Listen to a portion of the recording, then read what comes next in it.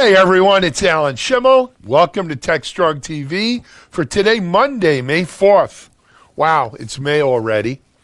You know, we started TechStrong TV just at the tail end of March. April seems to have flown by. It's you know, one of the nice things about doing this show is it keeps us busy and occupied day in, day out. It's like, I feel like the Dunkin' Donuts man, always making donuts. So we're here early, getting ready to bring you a great day of programming. We have a couple of new things this morning that we're going to try. A couple of old things as usual. And I think all together, though, we've got a really nice show lined up for you. Let me just give you a quick kind of recap of what we're going to have today. Number one, Abby Kearns, former executive director of the Cloud Foundry Foundation, has now been announced as the CTO at Puppet. Interesting. And I know Abby a while. I had a chance to catch up with Abby and ask her about the move and what gets her excited about the Puppet position and what's going on with Puppet. And she tells us, and a little bit more. So great interview with Abby Kearns. Secondly, we're going to join my friend Mark Herring, CMO at InfluxDB, Influx Data. And the folks at Influx recently did a survey about how developers are kind of feeling and what they're seeing during this COVID situation. And Mark's going to go over with us some of the key findings from that. It's pretty interesting. From the Something Old archives, I'm going to go back today to KubeCon San Diego. And by the way, KubeCon Amsterdam, which was scheduled for August, has now gone virtual. I don't think that was a surprise, as the Netherlands have postponed any large gatherings at least through the end of August. So that'll now be virtual. I want to say it's the week of August 16th. I'm not 100% sure, but we'll have it up on DevOps.com and Container Journal. Anyway, this is from KubeCon in San Diego, the last KubeCon that was held. And it's Gadi Noir. Gadi is the CTO, co-founder of Alcide. Alcide is a Kubernetes cloud-native security company. And Gadi's going to talk to us about a product that Alcide has, K-Audit, as well as just end-to-end Kubernetes security. So good stuff there. I'll be back after that with the news, and then get your sneakers out. It's Monday, and we have WFH Fitness with Jeremy Jones. And as usual, that'll be also available as a standalone video on the TechStrong.tv or on our mobile apps, including Apple TV, Roku, and Amazon Fire. So you can do that at your leisure. So Work from Home Fitness with Jeremy Jones. Then we'll head things over to Charlene, who has a good interview with my friend Carmen Diardo from TaskTop. And I think you'll also find that interview interesting as well. After that, we go over to the Analyst Corner, where we have both Mitch and Sanjeev, and they're going to delve into some research they have underway on software delivery management and why it's important to establish a baseline on organization's effectiveness. And it's also Monday, so Mitch will be announcing the flash poll for this week. So that should be a really good one. Then we're going to do the channel roundup, and I think it's going to be Frank Olhurst, who actually also happens to be a Accelerated Strategies Group analyst, but he also is a longtime partner with Mike Verzard on the Channel Roundup podcast, and Frank will be doing video today. And then finally, something new we're going to try out. The folks over at Gigamon's threat research team have started up a new podcast. Well, it's a video podcast, not just a podcast. And today is the first episode that we're going to feature here. Well, it's the first episode period that they're doing, and it's called Gigamon Second Order Security. Just had to check the computer, and it's pretty cool. I mean, it's the first one, so they're working some kinks out. I've seen version 2 or episode 2 already, and it's actually even gets better. So, but we're going to play episode 1 today, and I'm interested in your thoughts on it. Is this something you guys would like to see on an ongoing basis? And I'd also invite other folks who have video podcasts or video shows ongoing series that they'd like to maybe make part of TechStrong TV, just write to me at alan@devops.com, and we can take a look at that. Or you can go on our Slack channel, right? It's techstrongtv.slack.com. You get an invite over at techstrong.tv. Anyway, we're going to take a quick break right now, and we're going to be right back with our first interviews. Tech is strong. We may be working from home, but tech goes on. Tech will continue to collaborate. Tech will continue to communicate. Tech is strong. Join us for TechStrong Con, June 4th, 12 hours strong, Tech Strong. Featuring John Bacha-Galupe Willis, Shannon Leeks, William Hurley, Jasmine James, Kat Swatell, Cornelia Davis, James Wickett, Courtney Kistler, Damon Edwards. Live Q&A with speakers, exhibit halls, and more. Free, but register before spots fill at techstrongcon.com. Ready for our first interview today. You know, for many, Abby Kearns was synonymous with the Cloud Foundry Foundation. Starting with her, tenure at Pivotal, where she really kind of ushered in or mentored this whole Cloud Foundry movement, to her appointment as executive director for the last couple of years of the Cloud Foundry Foundation. Abby was really just instrumental in building Cloud Foundry into what it is. And, and make no mistake, not only from a product and projects point of view, from a community point of view, it really is a great, great community. It still is, frankly. But Abby left. They announced a new executive director about a month ago, Chip. I'm blanking on his last name right now, but we did an interview with him when he first got appointed. And it was said at that point that Abby would be announcing her next career stop shortly. Well, that news came out just I think last week, when it was announced that Abby is going to be taking over as the CTO at Puppet, which I was pleasantly surprised to hear. I think it's just the kind of thing Puppet needs, to have someone of Abby's talent and stature on board there. We had a chance to catch up with Abby, ask her, about her time at Cloud Foundry Foundation, why she chose now as the time to step down and head over to Puppet, and what gets her excited to Puppet. So here's our interview with Abby Kearns. This is Digital Anarchist. Hey everyone, thanks for joining us for this segment. I'm really happy to have on someone who's appeared on our broadcasts before, but under a different title with a different company. Here for the first time as the CTO of Puppet, Abby Kearns. Abby, welcome to TechStrong TV. Thank you for having me. I'm still getting used to the title and the company name. So it's I mean, for those of you who maybe don't know, Abby, of course, was the longtime executive director of the Cloud Foundry Foundation. Abby, how long were you ED at Cloud Foundry? I was ED for about 3.5 years. I was there for about 4, which in cloud native language is about 8 million years. Yeah, that's pretty much encompasses the whole history of cloud native. It's an eon, as they say in geological terms. But and now, of course, you've left. You're CTO of Puppet. Puppet, of course, is a company that I think 95% of our audience is at least knows the name, and we're going to get into Puppet a little bit more. But I guess my first question, well, first of all, congratulations. Right? Thank you. Sounds like a great opportunity.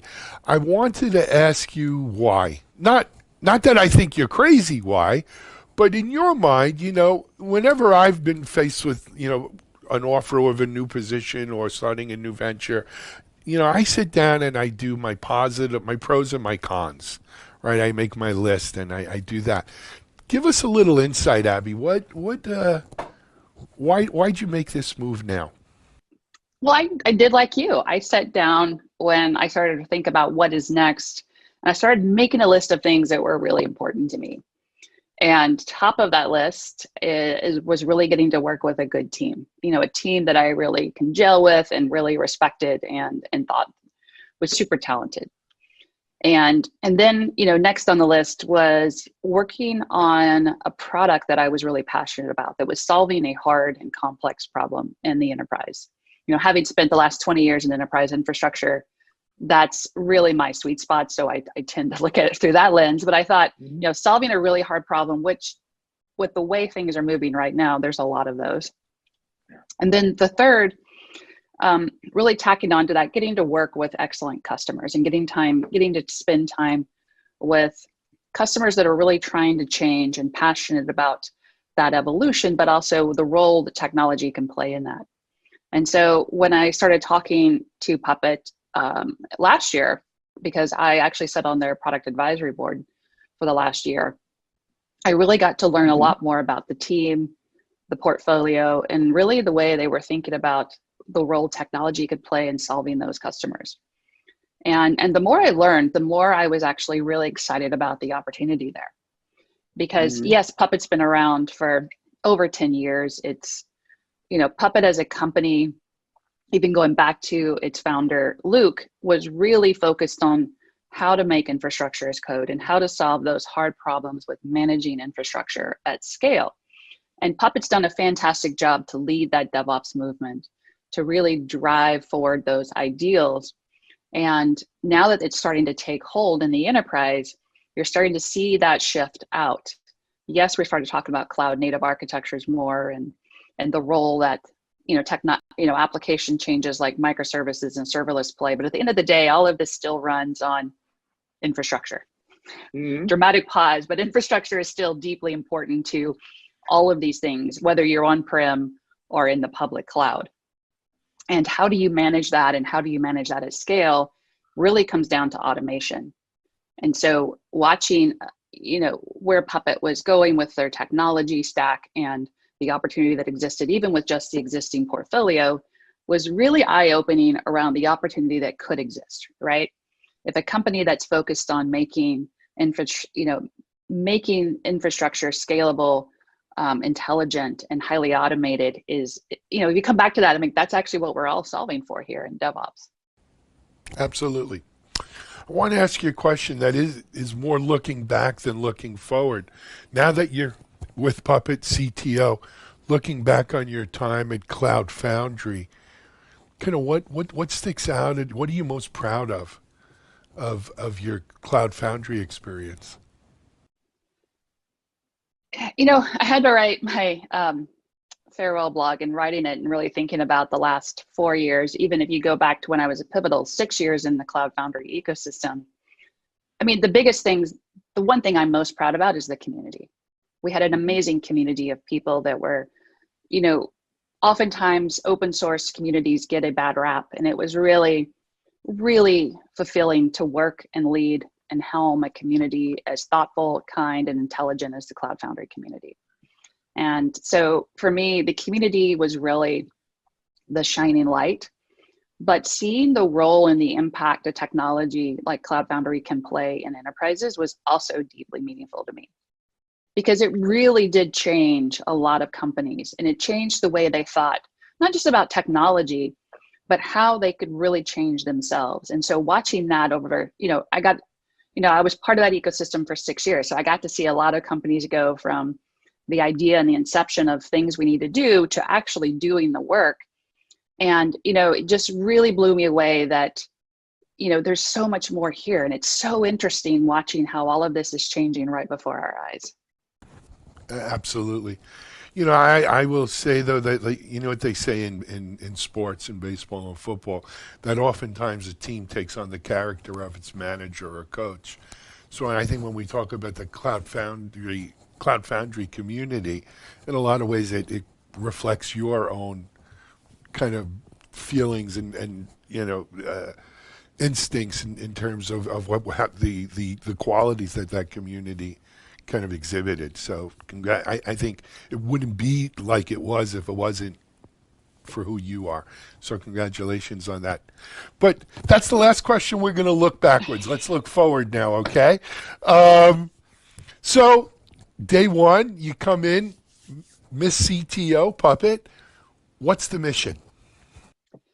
The mission is really to help with the vision around the product and the product strategy and the vision around the product strategy and where we could go is like really mission number one, to help really take Puppet to the next level. Puppet, has become so core to so many different companies, with deployments in, I believe the number is somewhere around 80% of the global 5,000 are running Puppet today. It has that deep impact and it's there. But, one of the challenges with that is like the technology is there and it works and it just works at scale and it's so phenomenal. But one of the challenges is because it works and it's so solid, no one talks about it. And everyone's like, yeah, it's Puppet. Yeah, it's there. And so, as we think about the future and the role that Puppet is going to play in the future as it evolves, how do we also get that excitement and enthusiasm back? And I think today it's such a challenge because there's so much noise around all of the things that are happening. And we've seen, even just in the last 5 years, the hype cycles are extreme. We have extreme highs and extreme lows. Yeah. Well, we have extreme hype and then reality, right? And what happens is the hype is so hyped that the reality can never live up to it. And so people are like, oh yeah, but it's not, what it said, even though it may be a smashing success. So wait, you're telling me that Docker won't solve all of my problems? No, it still may. It still may. I have hope. Look, we might have had options. No, let's not even. I'm not going to have that discussion with you. Anyway, when I think about Puppet and about what you just said, I'm reminded of two conversations I've had in years past. One was with Luke, right? I think it was right. I think he had stepped down as CEO, but he was going to remain chairman of the board at that point. And we had this discussion about what is Puppet when it grows up, kind of thing, right? I mean, Luke sort of saw it through its formative years and establishment, right? He built it from zero, right? And he said, Alan, we're going to move to a place in the future where humans don't even write software. Software will write software. It may be 10, 20, 30 years from now, but that's where it's going to go. And we want Puppet to be part of that, right? Puppet is always going to be relative and relevant to how we are building and deploying software, because software itself is not going away. And then I'm also reminded back to it was actually multiple conversations I had with Gareth Rushgrove. I don't know if you know Gareth. He's not with Puppet anymore, obviously, but for a long time, Gareth was with Puppet, and they were building sort of not a skunkworks, but it was like next gen projects. I forget the exact name they were using at the time, but it was the next gen projects. And I spoke actually with Nigel about it as well. How does Puppet, as Kubernetes was bursting on the scene, right? How does Puppet work there? As serverless was becoming a thing, well, what does Puppet do there? What is that role of Puppet because as you said before, it's about infrastructure. I'm older than you, but in my time, we've seen infrastructure move from hardware. When we talk about infrastructure, I used to think about servers and rack mounts and stuff like that. That's where I started. Yeah, well, I hear you. Started. And now when we talk about infrastructure, we really don't talk about boxes like that. I don't think of, like I used to about boxes. We think about software and instances and whether they're on a hypervisor or a container or whatever. It's software as infrastructure, and infrastructure is code, whatever you want to call it. And that, I don't see that going away. I don't see us going back. There's this big bare metal thing, but I don't see us going back to boxes. And so that's the vision of Luke, its founder. Early on, Puppet had this kind of next gen, kind of think tank. As I said, it wasn't Skunkworks, but this next Puppet Next or whatever they were calling it. I don't remember the name. What is Puppet Next today? Where do you see, give us some specifics if you can. I realize you're only on the job, 2 days? But, give us some specifics about where do you think Puppet Next is? Well, if you think it comes back to those tenets of Puppet being scalable, actionable, and intelligent, and the intelligence piece is where I really got laser focused on, because, if you think about automation, what is the next evolution of that? Well, it's event driven, right? It starts to think about the role that machine learning can play in that, because, as we think about the scale enterprises are going to be running, how many applications are they going to be running in the next 3-5 years? Hundreds of thousands of applications. Now they're all spattered across multi-clouds, right? Some are running on-prem, some are running in a cloud, some are running in multi-public clouds. And so how do you do that? That's not a people problem. You cannot put enough people on that to solve that problem. And so it really comes down to automation, but not just automation. It comes down to intelligent automation, right? The ability to identify when problems happen, get really predictively, and address those problems quickly and efficiently. And so, as I think about what the future looks like, it's really going to be targeting areas where we can get to be more event driven, right? Driving a lot, taking that automation that we do so well today to the next level. And then really also factoring in one of the things that is a core concern for most of our customer base is really security and compliance. How to do this securely, how to still continue to meet. If I'm an enterprise, I have compliance concerns. And so how do you do that? And even today, with most of us all working from home, it's more important than ever. And so really starting to weave in security and compliance, which we already do today, in a much more thoughtful way as we start to think about the future. And so a lot of that work is in flight today. In fact, watch this space this summer. We're going to be announcing a new product that really starts us down that path. But I do think that all of this builds on top of the fantastic portfolio and story we have today. It's still infrastructure as code, it's still automation, but how do we add a lot more intelligence to that? And that's where I think the future will take us. Absolutely. Abby, we just got maybe 5 minutes left. It's certainly a unique time to start a new position, with to say the least. So how has that inhibited, helped, or been a non-factor for you as you step in here? I think it does. Yeah, I don't know. I feel like myself, along with everybody else, is getting a little sick of video calls. Yeah, I hear you. But on the other hand, it's so great that we live in a time that we can, connect Could you remotely imagine with if we people. didn't have them, right? If we Right. didn't have these, It's so great to be able to see people and meet people. And yes, it takes a little bit longer, but at least visually I can connect with people. Puppet's got teams around the world. So it's been really great to meet people around the world and really connect with them on a video screen. But at the end of the day, we're still But it's able still to a connect. connection. Yeah. I tell you, I was interviewing a recently hired CMO earlier this week. So she's hired. She's now the CMO. It's a very well-funded venture-backed company. She's never met the CEO or any of the executive team in person. Everything was done via Zoom. Her entire team working for her that she's inherited, she's never met anyone there in person. This whole thing took place over the last, whatever it is, 5 or 6 weeks. And, you think about that. That's, it's odd. I can't think of a better way. I'm trying to think of a good word to say, but it's different. Okay, I guess different's neutral. But I can't help but think, how would it be different if you were able to meet everyone in HQ and have a meeting with, do you feel it's inhibited you in any way, or you have to go a little slower than you would otherwise?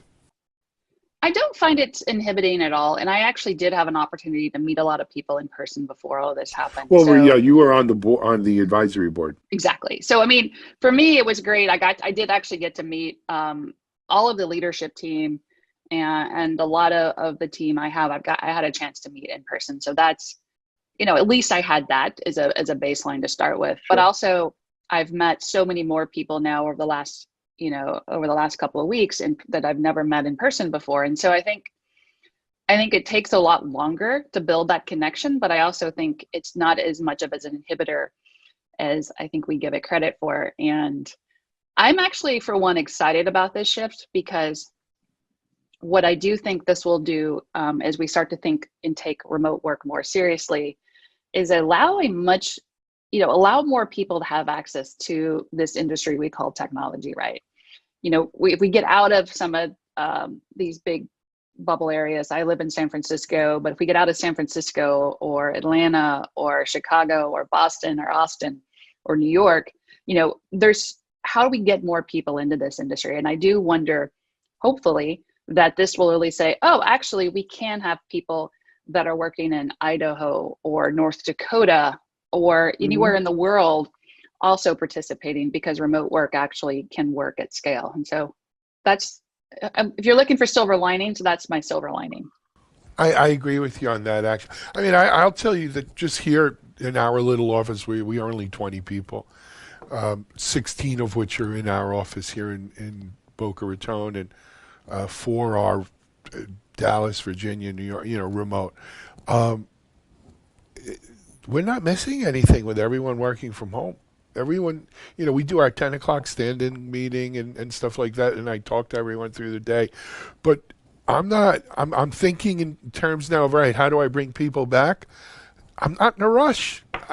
And when I do, I don't know if I'm going to bring everyone back all at once. There's some people, frankly, that I don't think need to come back to the office. Unfortunately, I signed a 5-year lease at this office space, and I'm stuck with it anyway, but that's another story. Last question for you, Avi. 6 months, 12 months, 24 months from now, you and I are talking, and I say, Abby, has your tenure here been a success? What does success look like for you at Puppet? I mean, for me, success is quite simple. One, we have an amazing and broadened portfolio of products. We are really back in the conversation again, not just as a config management company, but we're back in the conversation as both a DevOps leader, but a real initiator of change in enterprise organizations as they digitally transform. And, it'd be great to be a hot company again, right? And it's like, oh, Puppet, yeah, that's actually where all the cool people go. And they're doing really great work. And yes, enterprise infrastructure isn't always the sexiest topic, but it would be great if people are like, yeah, they're doing really cool work, really in driving that automation. So, what it may not be sexy, but it makes the world go round. So that I for one would welcome it, right? That's kind of, as we were talking off camera before we got on, that was the world I came into when I started DevOps.com. Puppet was sexy. So Abby Kearns bringing sexy back to Puppet. Okay, not the line we were looking for. Let's not make that a tagline. Yeah, that's not the tagline. But I do think bringing the excitement and the buzz back to Puppet is job one, and it happens with, all kidding aside, it happens with relevant products that people are excited about, and we start seeing that out there. You're right, 80% of the Fortune 500 or Global 2000, whatever, uses, the Puppet. I don't know how many use the free product versus the paid product and all of that stuff, but the bottom line is I think we need to expand how they're using, what they're using of the Puppet lineup. Anyway, Abby, we wish you nothing but the best success here at Puppet. Please check in with us regularly, and we'll keep watching. We'll keep an eye on what you're doing. All righty? All right. Abby Kearns, it was great to see you here, and stay well. Abby Kearns, CTO, Puppet, here on TechStrong TV. This is Alan Schimmel. We'll be back in a moment with our next guest.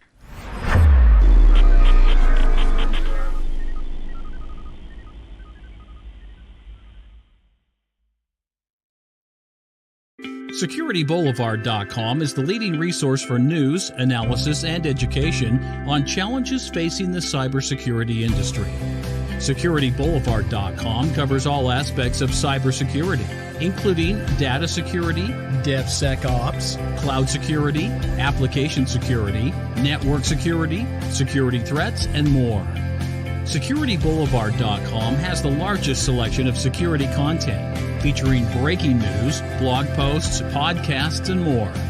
Visit www.securityboulevard.com to learn more. SecurityBoulevard.com, home of Security Bloggers Network. Okay, back here in the studio. Our next segment is an interview I did with Mark Herring, who's the CMO for Influx Data. You know, Influx Data is time series data, and it's really kind of two use cases right now. One is for IoT device data, so, you know, it can be in a time series format. And the other is really, it doesn't really, I don't know if people actually realize it, but it's such a great tool for AI ops and you know, monitoring and managing applications in terms of, as you see stuff happening, having it in that time series is really nice. And so there are a number of organizations using the Influx DB, as well as the commercial versions, because it is an open source project. But anyway, the folks at Influx did a recent survey on developers and how they're feeling around COVID, working from home remotely, and how is it helping, hindering, you know, how are they doing? With some good findings. So we sat down with Mark to go over this, and let me show you our conversation right now. This is Digital Anarchist. Hey everyone, thanks for joining us for this segment of TechStrong TV. My guest this segment is my friend Mark Herring of Influx Data. Mark, welcome. Thank you so much, Alan. Thank you. Looks like you have a great background back there. Well, it's Enjoying one of working those from fake home? ones, you know.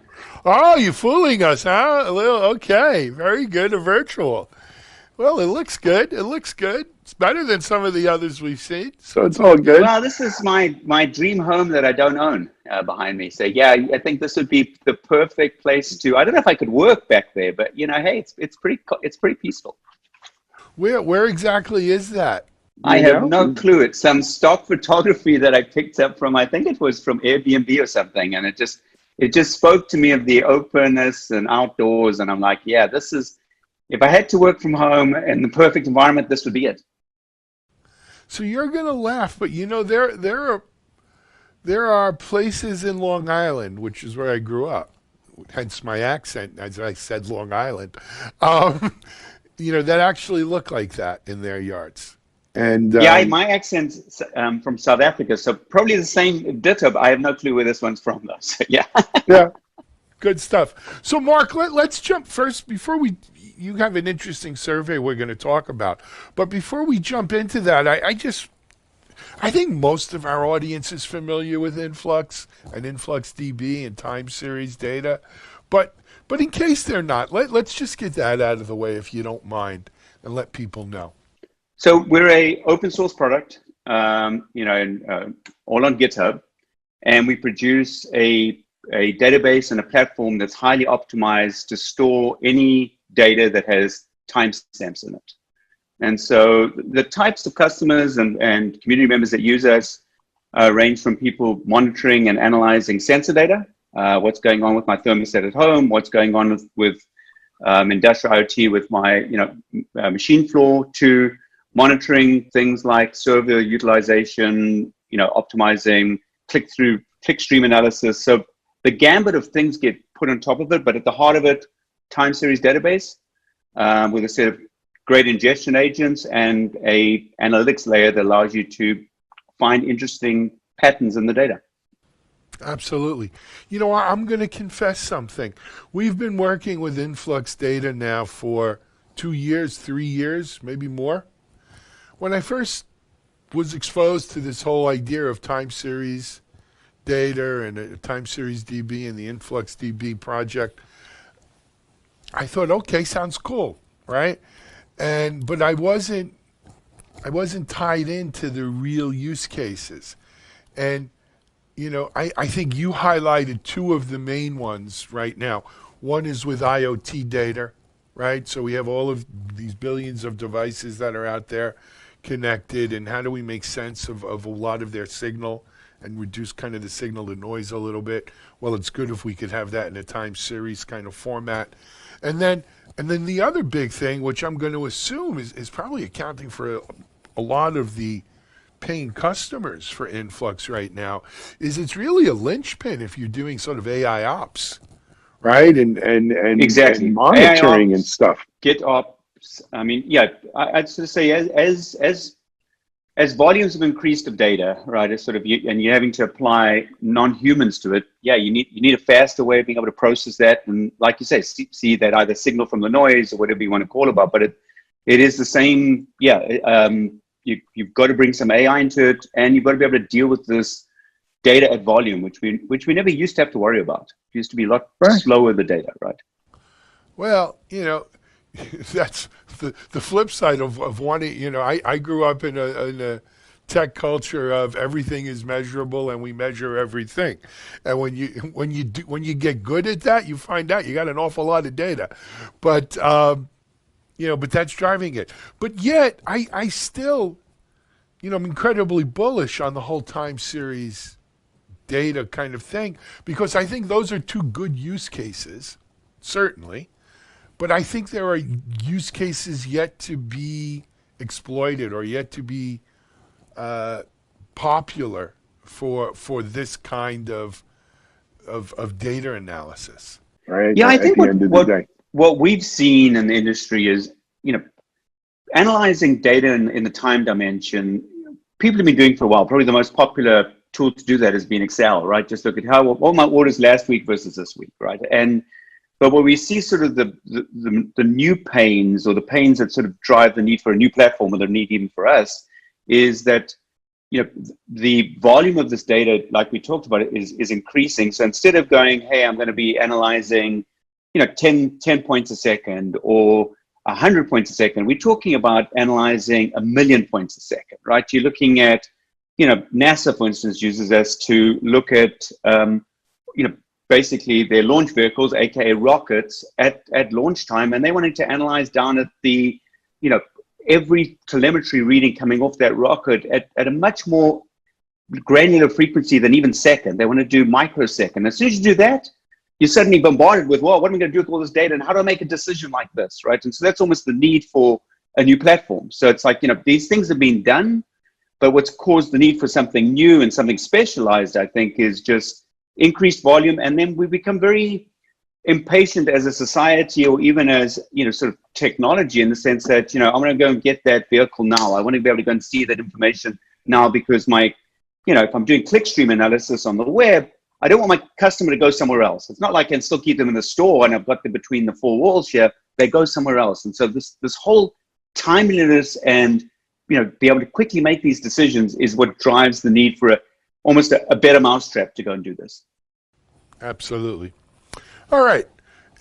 Actually, before we even jump into the survey, anyone who wants to find out more about the open source InfluxDB project or the company can go to influxdb.com. Is that it? Influxdata.com is the company. So Influxdata, right? Yeah, and if you're a developer, you're going to go find us off on GitHub. So yeah, either way, you'll find our ways there. So good. So you guys recently did a developer survey, or arising, coming out of the present situation, as I call it. Share with us a little, Mark. What do you guys do? Yeah, so we were debating internally, going, while our development team has been primarily working from home from the foundation of the company, right? So our founder is in New York, so our office still is, but not that we go there anymore, is in San Francisco. So we've had this remote first culture, but as we were looking and talking to some developers on Twitter and stuff like that, like, oh, we're having to deal with this new reality. We thought, wouldn't it be fun just to find out what developers think out there, right? Because I think our core roots of our DNA is all around these developers. And we thought, what better way to ask them, just go give us some advice, tell us what you're doing.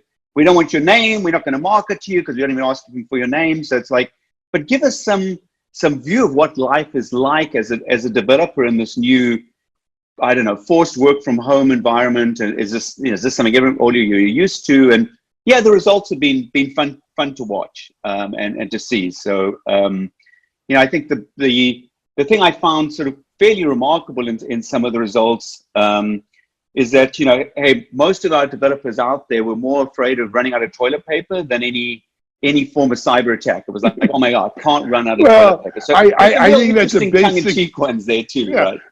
No, but that's a basic humanity issue right now, right? Everybody's It worried is. about It's running like out it's the of toilet hoarding issue. paper. But yeah, Yeah. we digress, I guess, right? So, Uh-huh. but But that's true for developers as well, right? It's like that's the reality. So although it's like, hey, what's it like working from home?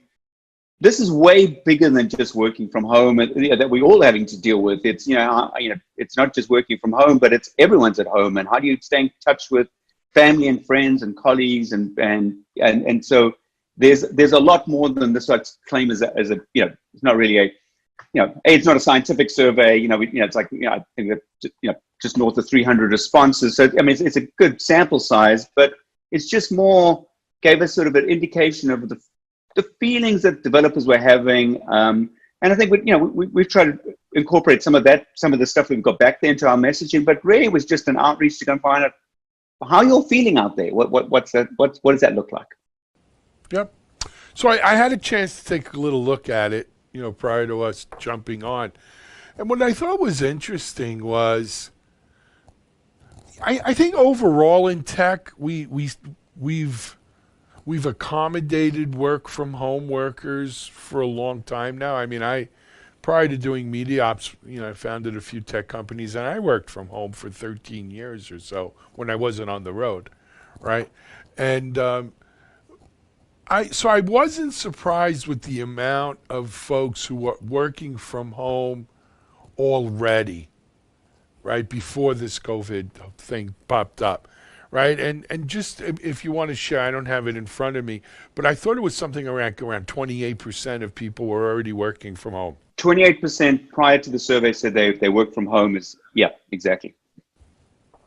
And now, of course, what was the number, like 92%, 91% working from home now? So I think to me the surprising thing is, and again, it's just maybe we definitely aren't the norm. I'd say probably about 90% of our developers work from home prior to COVID, right? So, we just, it's the only way to find great developers these days. And I speak to sort of some of my, friends and colleagues, in high tech, and it's very much that. It's like, the only way people are distributed around the country for a variety of reasons, and we just got to go and create it that way. So I would have expected to be higher than 20, looking at a developer audience, right? I mean, obviously this isn't people in the factory. This isn't people doing things with manufacturing, and so I would have expected just and again, it's a bit of a self-serving group. It's groups that were following our Twitter account that's heard about this, and so I honestly was surprised it was only 28. I thought it would be higher, and so I think this whole move to work from home wasn't quite as big as I thought it was before. Obviously, it's huge now, but I honestly think in terms of we didn't predict the future in this, but I think that if we're going to do the survey a year from now, assuming we are over COVID-19, cross our fingers, and COVID-20, is that I think it'll be a lot higher than 28%. I think we may be at, maybe we go to 35, maybe 40%. People have got more comfortable now going, I can be productive at home. I don't disagree with you. I think there's two pieces of that equation that equal it. I think, first of all, you're right. I think people are learning that, hey, you know what? This working from home doesn't necessarily suck too bad, right? I'm comfortable. I could just get on my Zoom meetings wearing a shirt without pads, right? And stuff like that. And I get my work done. And who needs to sit in traffic? So especially in areas like, unfortunately, the Bay Area or LA or Atlanta or Virginia, New York, Boston, you got people who sit in traffic for an hour to 2 hours each way going to their office. That's taking 2 to 4 hours a day of their life, sitting in a car going to traffic. So I think that's one half of the equation. I think the other half of the equation, Mark, are employers who say, hold on a second. It costs me a lot of money to put someone in an office. I've got to have the walls and the utility, and we put out water fountains and cleaning and food and whatever, we do here. And it's a big expense, number one. But number two, you know what? When people work from home, I think they might be more productive. They have less distractions. They spend less time. BSing.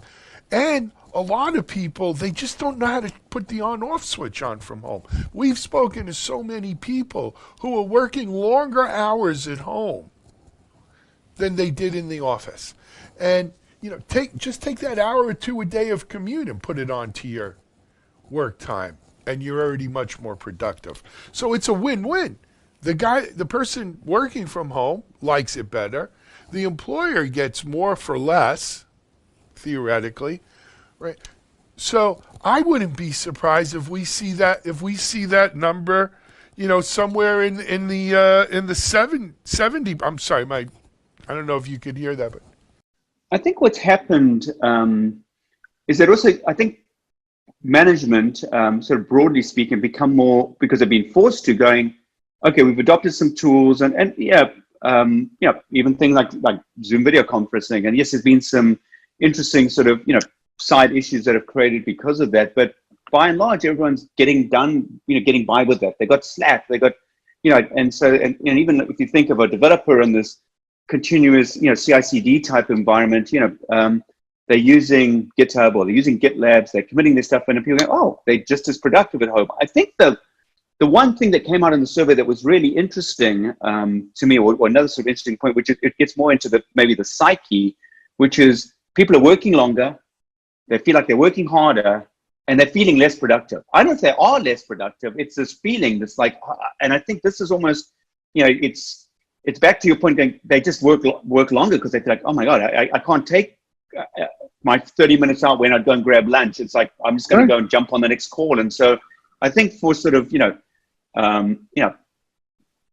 more of the people that sort of worry about sort of the psyche and sort of the mindset of the worker, it's like, how do you make them feel comfortable that they're doing enough at home, right? Because otherwise you just run them, run a workforce ragged. And I think in some ways that's what we saw in the survey, going, I'm working harder, I'm working longer, and I'm feeling less productive. And I just wonder how much of that feeling is, you're not less productive, you're actually producing a lot more, because to your point, there's less distractions. But God, I'm not feeling that, But they don't feel that. Around the water cooler, so yeah. Exactly. So I do think there's an equalization period that you'll see, right? There's a little bit of a honeymoon now as you get used to it. And over time, I think people do learn to put the on-off switch on. Yep. They do look for that work-life balance when you could have a life outside of work, right? I want to go to the beach. I want to go here. I want to go do something, right? And right now, work is a good substitute when you can't do anything. I think there's another piece of the puzzle, though, too, Mark, and that is, again, we live in this bubble where, look, everyone has a laptop and machines to work from. There are other industries where working from home said, oh, my God, I got to go on my daughter's machine, and God knows what she has on there, and now am I doing that securely and everything else? And that's a real issue, right? So I think that is a huge issue, right? Because obviously the audience we went after here is developers, technical people that like you said, but even for them, just the transition was, well, where am I going to work from? On the couch? I'll probably need to think of a workspace. And so, and my chair's not comfortable. I need something that's a little more ergonomic because I'm getting back pain. And so I think there is this whole, these types of crises will spawn new industries for sure. And you just wonder in those new industries, is going to be a lot more people that come and do maybe, an assessment of your home environment. And, but we are the privileged few. I think to your point, there's a vast majority of the population, and which is, even way broader than developers, that could almost never work from home. They don't have internet. They don't have access to the laptop. They don't have access to, good audio, and then so I think this is sort of a bigger economic type of problems, which is for the highly technical worker and the technology worker, maybe we'll see this become more the norm. It'll go from 28 to maybe 45 or whatever the number is, but so the vast majority of our population, it just can't, right? It just can't do that, right? So but that's definitely broader. It's going to be interesting. I think there'll definitely be a disparity. But I don't think it's going to be snap your fingers, go back to the way it was before.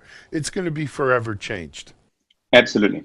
I think we can definitely agree on that. I mean, I think of some, the event industry, and so we talked a little bit before we started this on the travel industry, but you just go, you've got huge companies that have pulled out of never doing events again, physical events again, going virtual, doing the stuff. And, history will be the arbitrator of what really happens. But yeah, I think there will be some fundamental shifts of, could I just do that on Zoom? And we've seen a lot of this in our market, that we do very few customer meetings on site. Very, very few. A couple of them, most of them, it's Zoom. Get on a Zoom. I can do that. Bring in the whole technology team. Don't get on a plane. Don't waste your time. I agree, but again, that's part of the bubble we live in, right? We took it. For the Jewish holidays, we did a whole Passover thing with. It was mostly my wife's family, and her sisters and brothers are older than her, and it was a real eye opener for me, Mark, because what I take for granted in doing a Zoom, even with 3 or 4 people, even the etiquette of, let someone talk and then you talk. Don't try to talk over them. Maybe it's just my wife's family. I don't know. But anyway, they're not watching this. It's okay. But it was damn hard, right? Just to get them into that Zoom mentality, and then to have sort of a good Zoom etiquette, right? To allow communication among 10 people or whatever. So it was an eye opener. Yes. I love you. In case anyone's watching, I love you all. But yeah, exactly. If they, it is an interesting. I mean, I'd say we had something similar for Easter and stuff, and so we had our family on, and it was fun to watch the kids. The kids got totally bored with the conversation, and so what they're doing is playing with virtual backgrounds and people are just laughing, and you're like, how do you keep people focused anymore? But yeah, it's an interesting medium. We live in that tech bubble. Anyway, hey, we're almost out of time. This 20 minutes went really quickly. I apologize. But maybe we'll have back on. We could talk more what's going on with Influx. I'd be interested to see how, series data arising out of this crisis, right? Maybe there's some new use cases popping up here that you guys might be seeing. Absolutely, yeah. Happy to come back and chat to you about that. It's definitely something we see quite an increase in sort of our sales funnel, just from people having to deal with things like, how do I make sure my meeting infrastructure is working, and just so that whole infrastructure aspect, which is this puts a lot more pressure on networks and utility providers, and so I'll be happy to come and chat with you on that. Yeah, I agree. I think there's also going to be a ton of companies that can't switch horses midstream right now, right? They're stuck with their old infrastructure, but as soon as they can, they're going to want to switch. They'll start doing cloud transformation, digital transformation, and then they'll start discovering why they need, time series data monitoring and stuff like that. Anyway, Mark Herring, Influx Data, InfluxDB. Thanks for being our guest on TechStrong TV today. Great, and appreciate it. Have a great one. All righty. This is Alan Schimmel for TechStrong TV. We'll be back in just a moment with our next guest.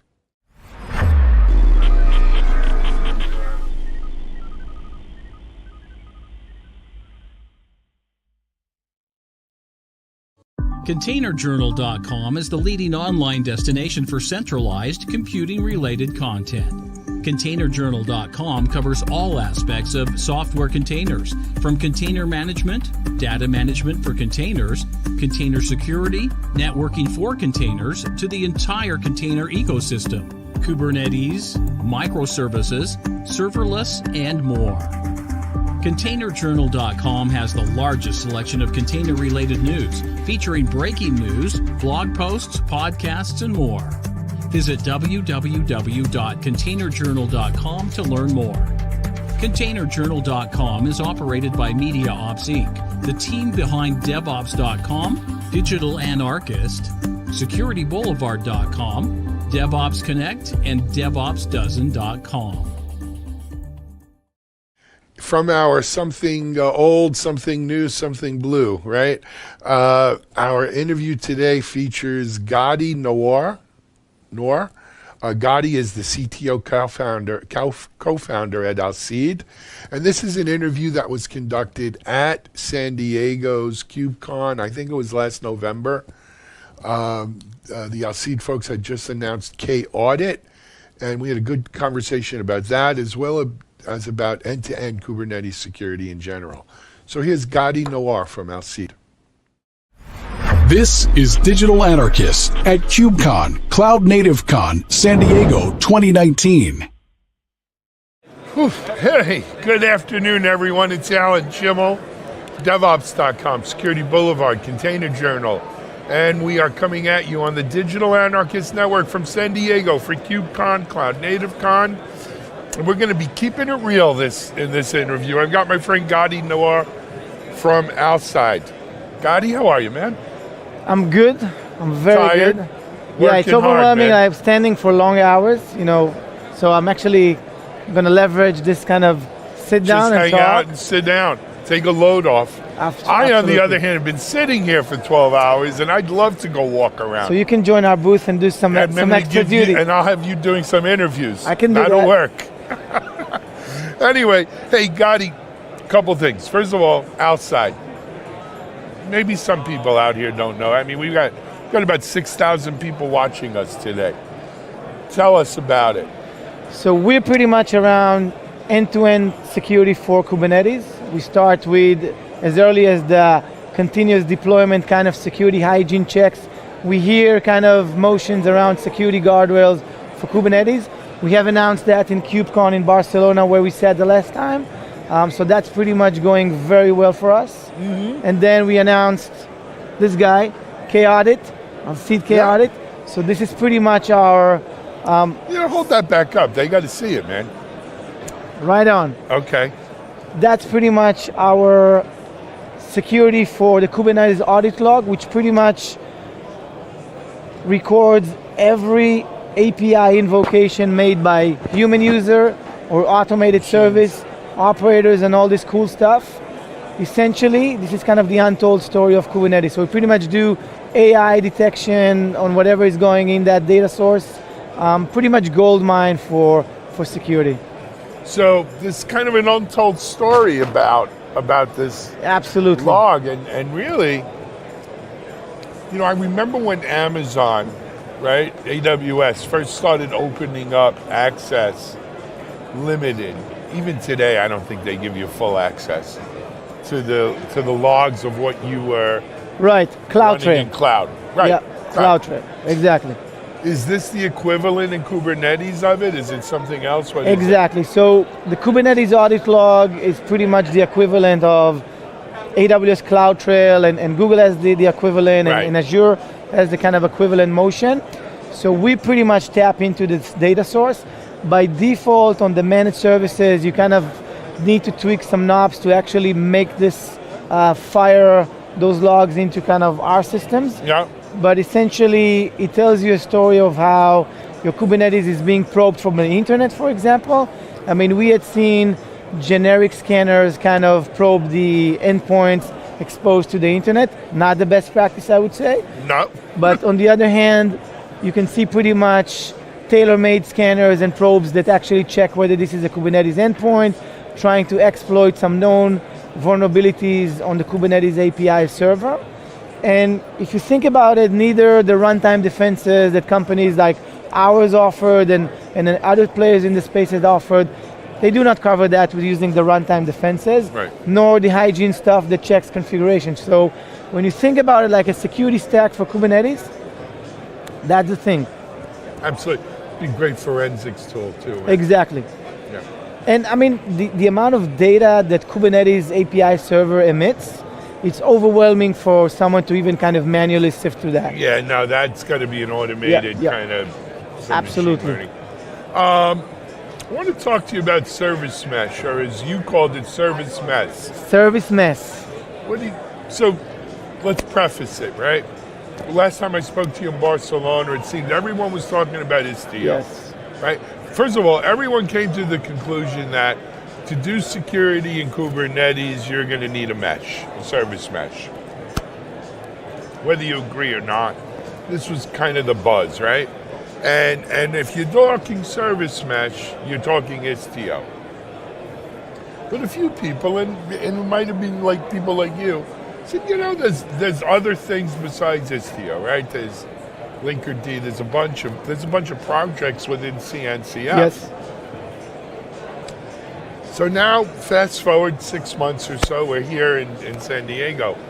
What's the state of the mess? So I think that it's pretty much around using the right tool for the right problem space, for the right task. So essentially, when you think about it, Istio is like basically sophisticated piece of software that kind of tries to address use cases around driving microservices at scale and pretty much trying to address a lot of security challenges that with Kubernetes are relatively harder to implement.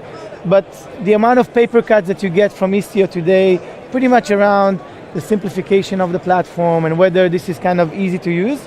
And this is where frameworks like Linkerd or AppMesh and other frameworks basically open the door to kind of bring those capabilities without, heavily kind of operationalized challenges to get Istio up and running in the air. And I would definitely say that the noise to signal ratio that we hear this conference, different than KubeCon from that respect, from Barcelona. Much different. I even see that. I think you said it when we were talking off camera.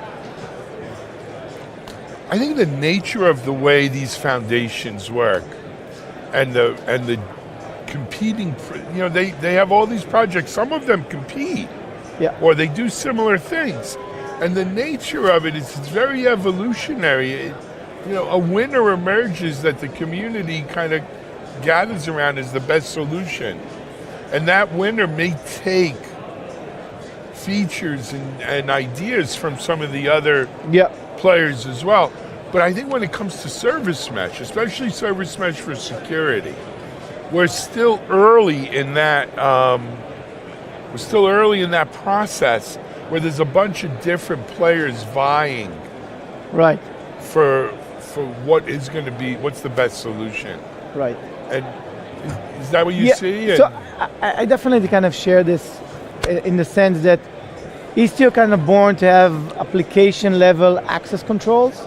If you think about it from a security standpoint, you have what's running in the mesh, but there's always kind of what's running below the mesh, which needs to be addressed just as much. And when you think about like implementing security functions and controls, you already start to see companies that actually build on top of Istio kind of control plane to simplify and make it more accessible to like enterprise grade use cases and needs. And this is where we'll see like Istio would be kind of a programmable fabric with which you kind of build management capabilities on top of that. So and I've seen several companies here that actually, pursuing this path. I mean, Tetrate is just one company that I actually spoke earlier, which is very interesting in that respect. I agree with you. Have you had a chance to go see any of the talks? Truthfully. No. Shamefully. I got to tell you a lesson. I came here early for Spinnaker Summit for the weekend. Monday, I spent Monday just going to the different zero-day things they call it, and I went to a bunch of cons as a result. But it's hard. It's hard when you got to do stuff. I agree. I mean, between, you see on a daily basis like new open source projects. They all look very cool and promising. Like, what's the horizon for them? TBD. Who knows? Yeah, I mean, and I think that for us engineering teams and startups that try to build like the right tools and pretty much address like real world challenges, like which one do you pick? Like, is it Istio? Is it kind of Linkerd? Both?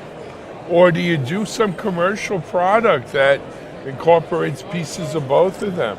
Yeah. Or all of them? Yeah, and that's something that we definitely. Yeah, but I also think, again, it's part of this foundation community thing. The community eventually, it may not be the most efficient way of doing it. Yeah. But eventually the community consensus emerges, right? If 5 years ago, if I would have told you Kubernetes or Docker Swarm. Kubernetes. we bet on Kubernetes since day one. Did you? I mean, you've seen a lot of dead bodies since Kubernetes 1. I mean, Docker, Mesosphere, and I think with Service Mesh, we'll see. Mesosphere is now, of course, D2IQ. D2IQ, yeah. Docker is very different. Yeah, I mean, we've seen the split head that they went through, kind of, and I think that we'll see similar motion with Service Mesh. I mean, would it be Istio? Other? I mean, it could be. Time will tell. Yeah, I agree. What else are you seeing out on the show floor you want to share with our audience? We're live. So, I mean, it's very interesting to see kind of the giants kind of, you know, coming into those shows. There are big companies here. I mean, we haven't seen that in previous events. No. It's kind of growing. So we might end the size of kind of reInvent type of event. So it's kind of time will tell whether this is... I hope not, to tell you the truth. I'm with you. I'm It's not overwhelming. a fan of those. This is probably as big as I'd want to be, in all honesty. Yeah. Corridors are crowded. It's enough. Every room you go in, like, even Monday when I went in, I told you I went in all the 0 days, every room was standing room only. I like to be able to walk in a room, sit down, and listen to a speaker. Yeah. And you do see like emerging product categories. There are. Tailor-made for Kubernetes. Like you see like SRE platforms. Yeah. I haven't seen SRE those. is going to be bigger soon. It's just coming. Like dealing with like distributed system tracing and kind of... No, they've done a good job of highlighting startups like that, right? Yeah. And for people at home, we're in the smaller exhibit hall, right? Across the hall is this huge exhibit hall. And here in the smaller one, they have like smaller stands, if you will, because we're facing this way. They can't see that way. And there's a whole bunch of smaller startup kind of companies that are able to partake in try this. to sift through the noise. There is a big signal-to-noise problem this year. I agree. And if we got bigger, it'd only be a bigger problem. But that is something that only kind of intensify in the sense that it's more companies that are doing overlapping stuff. It's a validation of its own success. Yeah. It's confusing for the customer. I mean, we've seen that it over is. and over. You're right. But I mean, I don't want to. If you're at home watching this, right, and we have people at home watching right now, not a reason not to come here. There's still so much education and learning and networking and good reasons to come. You know, next year we're in Boston for US and we're in I didn't Amsterdam. know that. Yeah, Boston. Shorter flight for us. I know, but it's in the winter. We'll get a good coat. We'll get a good coat, that's all. And we're in Amsterdam in March or April. So come to the show. It is a great show. You know, just not too many. Yeah, anyway, I hope so too. Hey, Gadi, thank you so much for joining. Always a pleasure. Always Thanks for having pleasure, me. my friend. Gadi Noor, outside. What do we call this guy? K-Audit. K-Audit. Trailblazer. K-A-U-D-I-T. You can get it at outside, ALCIDE.io. All right? Hey, this is Alan Schimmel for DevOps.com. We're live on the Digital Anarchist Network at KubeCon. We'll be back in a little bit with some more great interviews.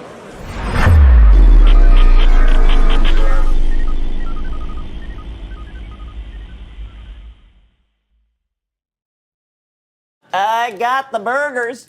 I went to Bun Barn, Beef Patty Palace, Tomato Town. Oh, thanks for getting all this, honey. Yeah, no problem. Getting all of it just took about 2 hours. I just wish there was an easier way to get all your burger fixings from one place, you know? Wow. Dad, you didn't go to Mayo King? You know our car doesn't fit in their drive-thru. I went to Mustard Chef. I hate this burger. He also went to ketchup. When you're building something using components that don't work together easily, things could get ugly, fast. You wouldn't live like this, so don't make your DevOps team live like this. This lack of burger cohesion is hard on all of us, Cheryl. GitLab is the only single application for the entire DevOps lifecycle. Hey, everyone. Okay, hope you enjoyed our morning, first 3 interviews, and now we're going to head over to what we see in the news today. As usual, really just a sampling of many, many articles that are out on both on Security Boulevard, Container Journal, and DevOps.com. Let's first start with a couple of articles up on the Boulevard. Security pros pulling double IT duty during the pandemic. This is a phenomenon I'm hearing more and more, and frankly, it's not just security. I think it's IT people. But it's also a case of counting your blessings. While 30 million people have filed for unemployment recently, in the tech space, though, we've had layoffs and we've had furloughs and we've had people out of jobs. It's really has not been hit as hard as other industries. And in fact, many in the IT industry are working harder than ever with today's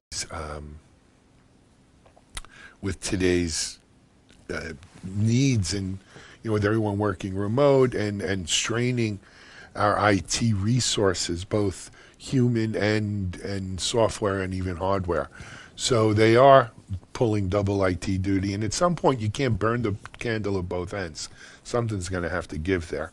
But take a look at the article on Security Boulevard, and it's good reading. Another one I wanted to bring up on Security Boulevard, recently, not just from COVID times, but before, we were starting to see the rise of yet another C-level position in the cyber space, and that is the Chief Cybercrime Officer. This is someone who deals specifically when you have a breach or, dealing with cybercrime. And of course, that position is butting heads with your CISOs, your Chief Information Security Officer. Can they work together in harmony? Good question. Read the article, find out. Jumping over to Container Journal, we have a good article up. One monitoring tool to rule them all. 6 Kubernetes Prometheus alternatives. And if you're using Prometheus, it's not that that's bad, but here's a couple of Prometheus alternatives. And then also news out of this CNCF, Cloud Native Computing Foundation, they've graduated the Helm Package Manager project. CNCF has done a great job of incubating and graduating now multiple projects that are on really firm footing, really great communities around them, and Helm Package Manager now joins that list. Heading over to DevOps.com. We're definitely seeing a need for people to up their DevOps skills, and to do so, a lot of people turn to increased training, right?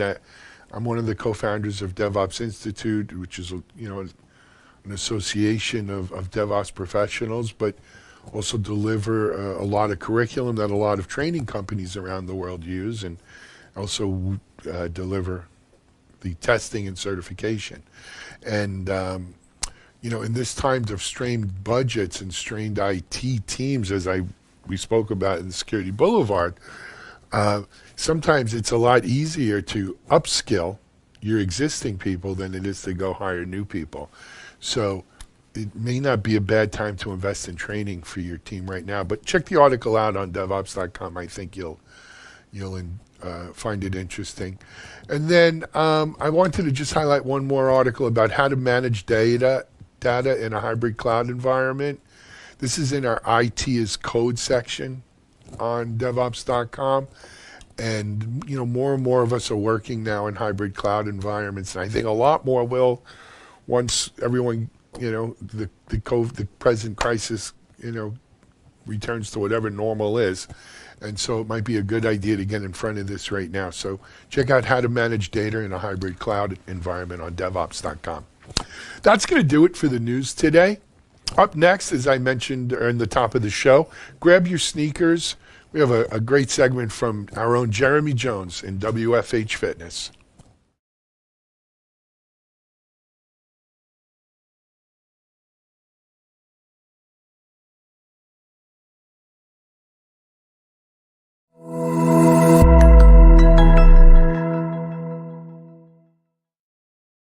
Hey guys, Jeremy here with Media Ops. Welcome to our next episode of Workout from Home with Jeremy. So guys, we started this a couple weeks ago, and by the way, if you missed any of the previous episodes, check it out on TechStrong.TV. You can also find it on Roku, Apple TV, as well as Amazon Fire. We've got our previous episodes, so you can kind of follow along. So we started this a couple weeks ago, in response to the coronavirus, and because so many of us are, socially distancing and self-quarantining at home. So we're going to, continue the series working out with, materials you can find in most homes. And so we're going to continue that today with our workout. And by the way, if you have any questions, if you have any feedback for me, you can always email me at Jeremy, Jeremy @devops.com. All right, guys, let's start it out with our warm-up. All right, guys, so for our warm-up today, we're going to do about 20 to 30 seconds of these warm-up exercises, all in succession. Very important to get the body in motion before any type of workout. So we're going to start out nice and slow with these, get our body nice and warm, get those muscles stretched. So we're going to start out with 30 seconds of body weight squats. So take it down. We're going to start out pretty slow, and then we'll work it out with a little bit more pace. So as always, we want our weight back on our heels, pushing our hips back, just like we're going to sit down in a chair. Good. Now we're going to try to get a little bit deeper into the squats. Good. We'll go another 3, 2, and 1. Next up, we're going to go with our hamstring stretches. So extending your foot out, reaching down, trying to touch your toes. We're going to alternate on each side. Nice and slow, guys. Nice and slow. Good. It doesn't matter if you can't reach your toes, or if you can extend even further as you're getting nice and warm. Try to extend out, get a little bit more range of motion, increase your flexibility. Good. We'll go one more on each side, and then we'll move on to our next warm-up exercise, which are arm circles. We're going to start out nice and slow, small circles. Good. Now I'm going to reverse it. Good. Go another 3, 2, 1. Now I'm going to go wider with my circles. Get those shoulders nice and loose. Get them nice and warm. Good. One more. And we're going to reverse it one more time.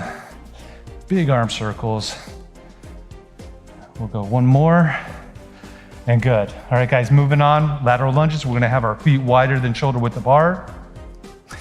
So you want to make sure you're pushing your hips back, clearing them out of the way as you're going to lean down to the right, because you don't want that momentum taking you out or too far with the knee. You want to keep that really good. Good. Try to lean into it a little bit more on each side. Good. Let me change angles for you. Lean into it.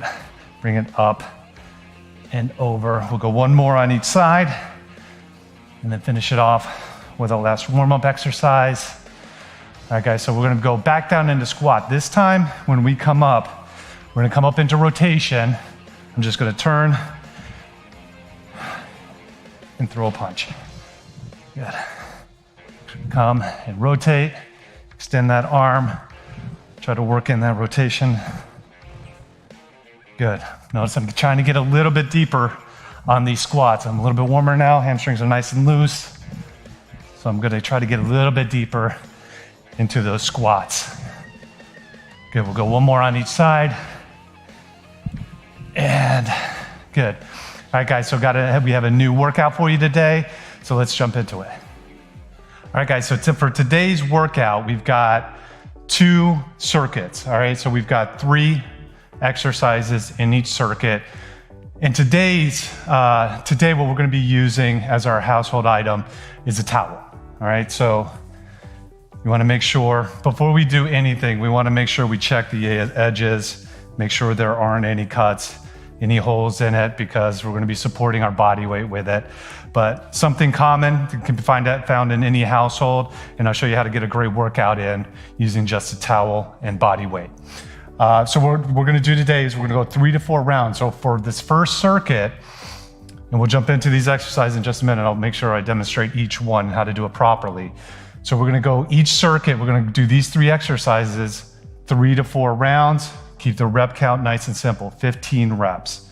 Okay, so we would go full face pulls, diamond push-ups, crunches, and then repeat. Okay, if you need a little bit of breather in between, take about 30 to 60 seconds in between, and then jump into the next exercise.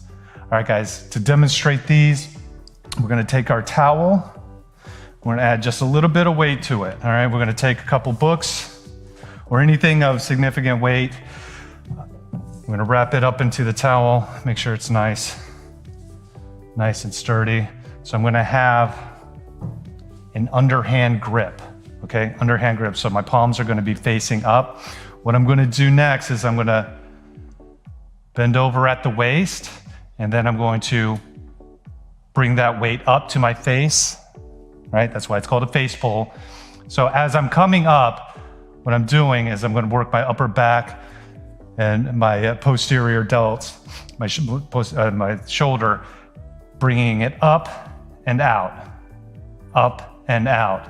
So next up, we're gonna do diamond push-ups. And so that's simply taking our hands, we're gonna make a little diamond with our hands, then take it down to the ground for our push-ups, take it down and push back up. Okay, so these are a little bit more difficult than your standard push-ups. So as I've shown you in the previous episodes, if you wanna go to more of an incline off a table, just have your hands together, take it down, and bring it back up. It's a little bit easier, not as much of your body weight. But by bringing our hands closer together into a diamond, we're gonna work more of the tricep. Still working the chest, but hitting that tricep a little bit more. Then next up, we're gonna do our crunches.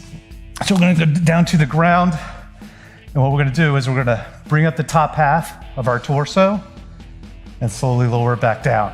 Bring those shoulder blades up to the ground and back down, nice and quick. All right, guys, let's go through the circuit. Remember, 15 on the rep count. All right, guys, let's walk through the circuit. All right, starting out with my face pulls, 15 reps. Again, I'm externally rotating, bringing the towel with the weight up to my face.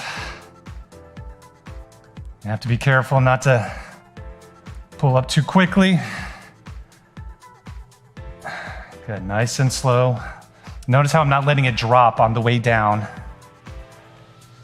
Gonna have it under control the entire time. Good, we're gonna go another 3, 2, last one. Good. I'm gonna set this aside for now. We're gonna go right into our diamond push-ups. Again, hand in a diamond, hands together, and go 15 on our count.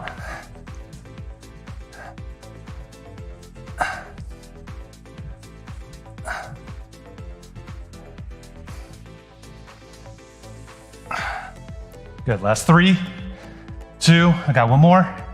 Good. Then turn it over and go right into our crunches. 15 crunches.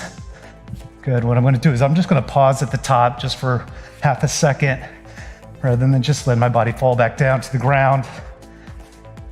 Just a quick pause at the top.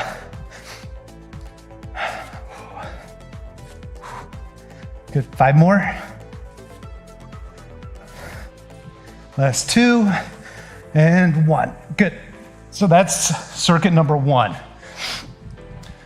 Gonna give myself a little break, catch my breath, 30 to 60 seconds. Now repeat that 3 to 4 rounds. Okay, now for circuit number 2. Okay guys, what we need for this circuit is a door, our towel, and what we're gonna do is we're gonna tie a little knot on the edges right here.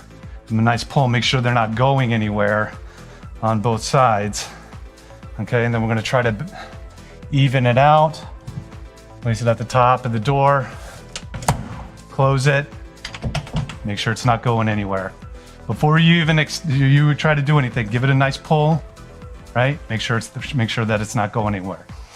All right, our first exercise here is a row. So we're going to take a step forward, okay? Let that body, and just kind of hang there. And what we're gonna do is row ourselves up, okay? Elbows nice and tight to the body. and then I'm gonna roll myself up. Okay, so for my more beginners, you're gonna take maybe half a step, okay? Not leaning back up so much. You know, the more advanced, you're extending out even further, okay? That's gonna increase the weight. For our second exercise, we've got our tricep extension. So now we're gonna go in the opposite direction. So I'm gonna grab the outside of my towel and I'm gonna take a step back. And what I'm gonna do is I'm gonna extend at the elbow. Extend at the elbow, okay? So those are my tricep extensions. Our third, we're gonna work our core. Taking it back down to the ground. We're gonna place our hands underneath the small of our back, support our lower back, extend your feet, and flutter your kicks, okay? Keeping that core nice and tight. All right, guys, let's walk through the circuit one time and then show you the exercises. All right, guys, so let's get started with our circuit. All right, so I'm gonna step forward. Remember, our rep count is still the same with 15 good rows. Pull myself all the way up. Keep that core nice and tight. Don't let those hips fall back. This is working my mid, back. Good. Got 5 more to go.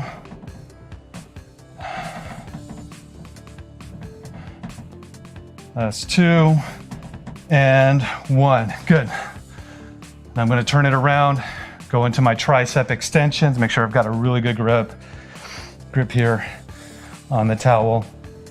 Good, and I'm gonna extend up. Again, still going 15 on the rep count. Remember, the further back you go, the more body weight you're gonna have, the more resistance you're gonna have. So plan accordingly. Maybe start out a little bit further up and then work your way back as you can. Good, we got 5 more.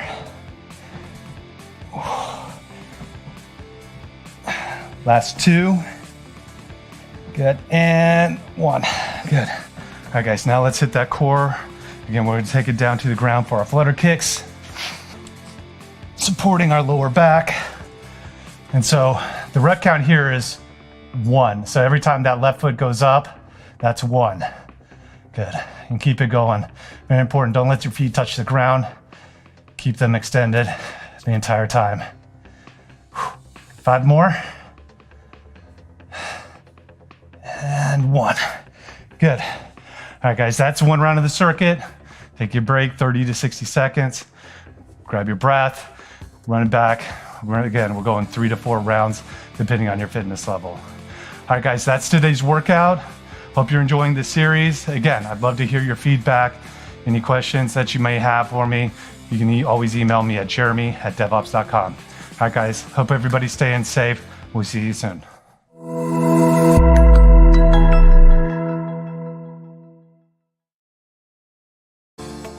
Disruption is occurring across every aspect of IT. Open source, cloud services, DevOps, and cloud-native software architectures are democratizing IT and radically transforming how business is done. The old ways of creating software and doing IT are being replaced with agile, flexible, faster, and cheaper methods, benefiting vendors and users alike. Accelerated Strategies Group is out to democratize access of industry expertise and knowledge. We use our expertise and experience to offer insightful, intelligent, useful information in a variety of formats relevant to the IT community, digital events, videos, reports, assessments, workshops, and implementation projects with tech vendors, IT organizations, and business leaders. We widely and openly share our work products, often for free. Analyst reports these days aren't worth more than a graph or chart that tells a story or illustrates a market trend. We work with developers, DevOps teams, cloud architects, security engineers, and transformation leaders most every day, creating and implementing transformational strategies and technologies. We're not just thinkers, we're also doers.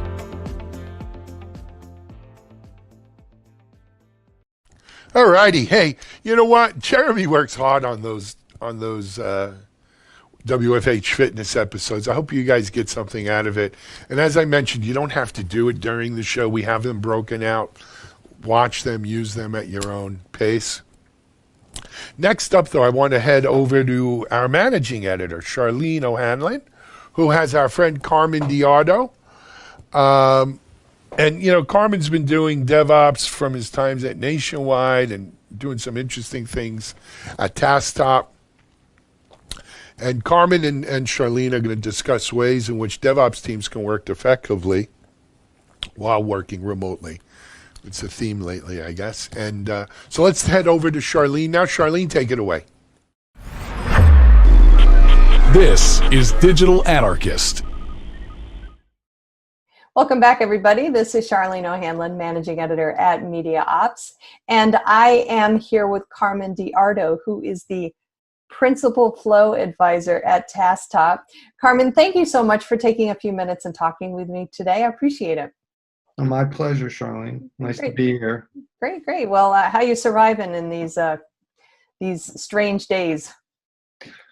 Yeah, well, I guess I could say, to quote, you know, a movie line, I'm blessed with work. So I'm keeping pretty busy, and that's, you know, obviously a nice opportunity to have in these times. So yeah, that's true.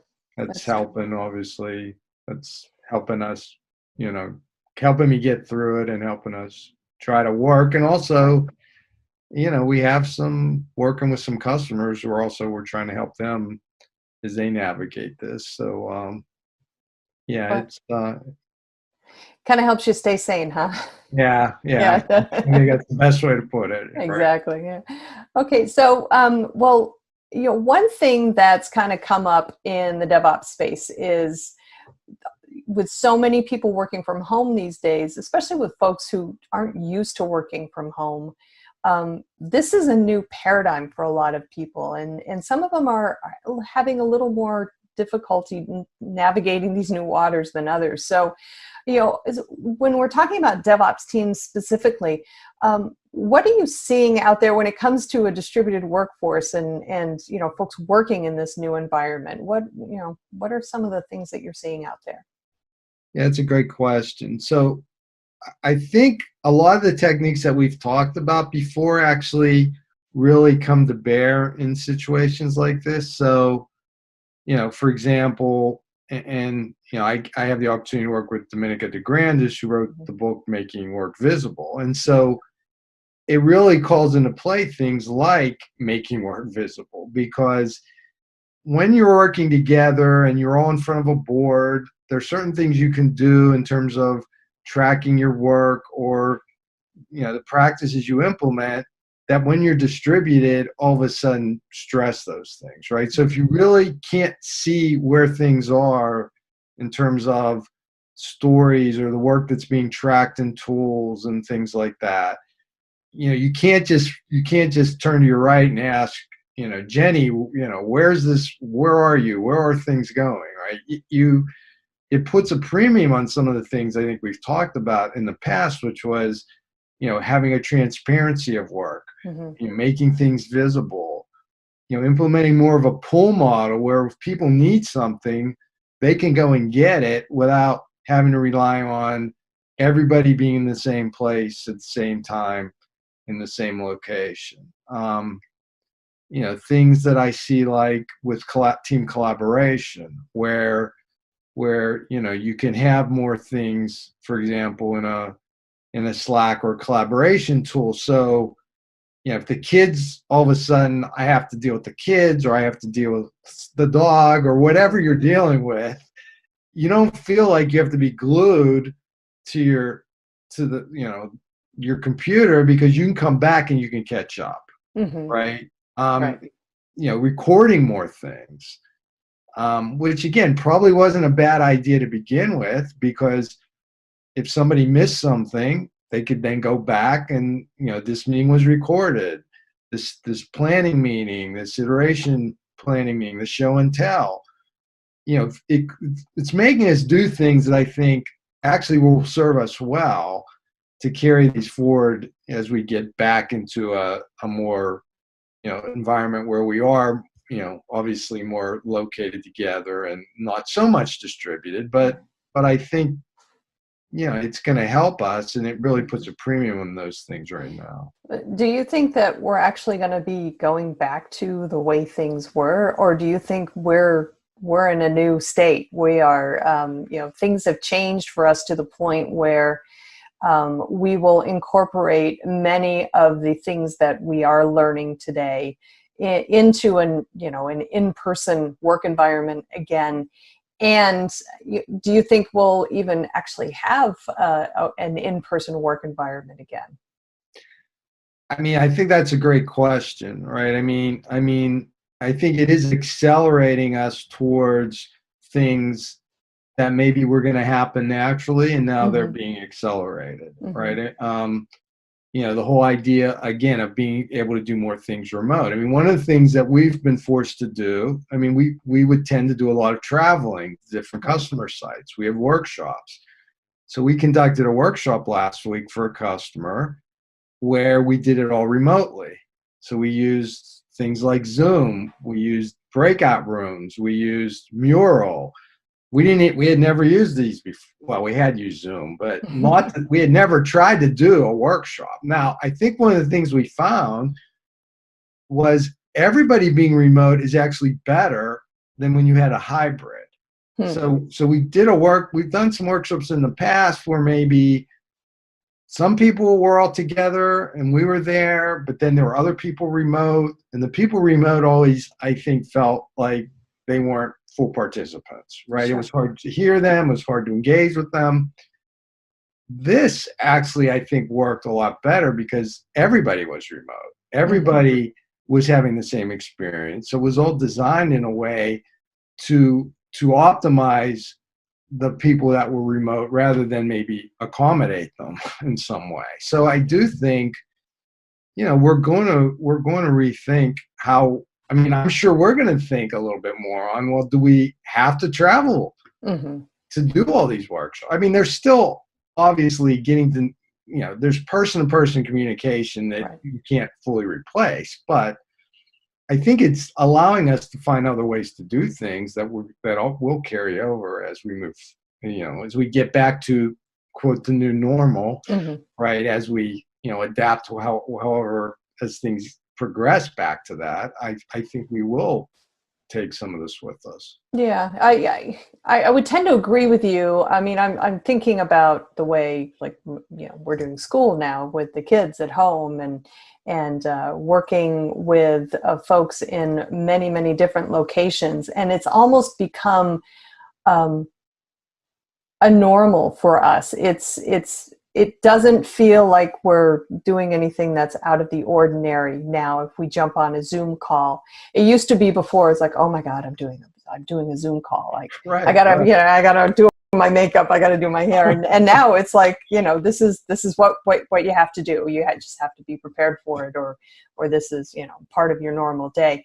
But I wonder also if we're also looking at this as, kind of the precursor to the full-time distributed workforce, and whether organizations are going to really rethink whether they need to have an office or as big an office, or if they're just going to kind of let their employees just go work wherever they want to.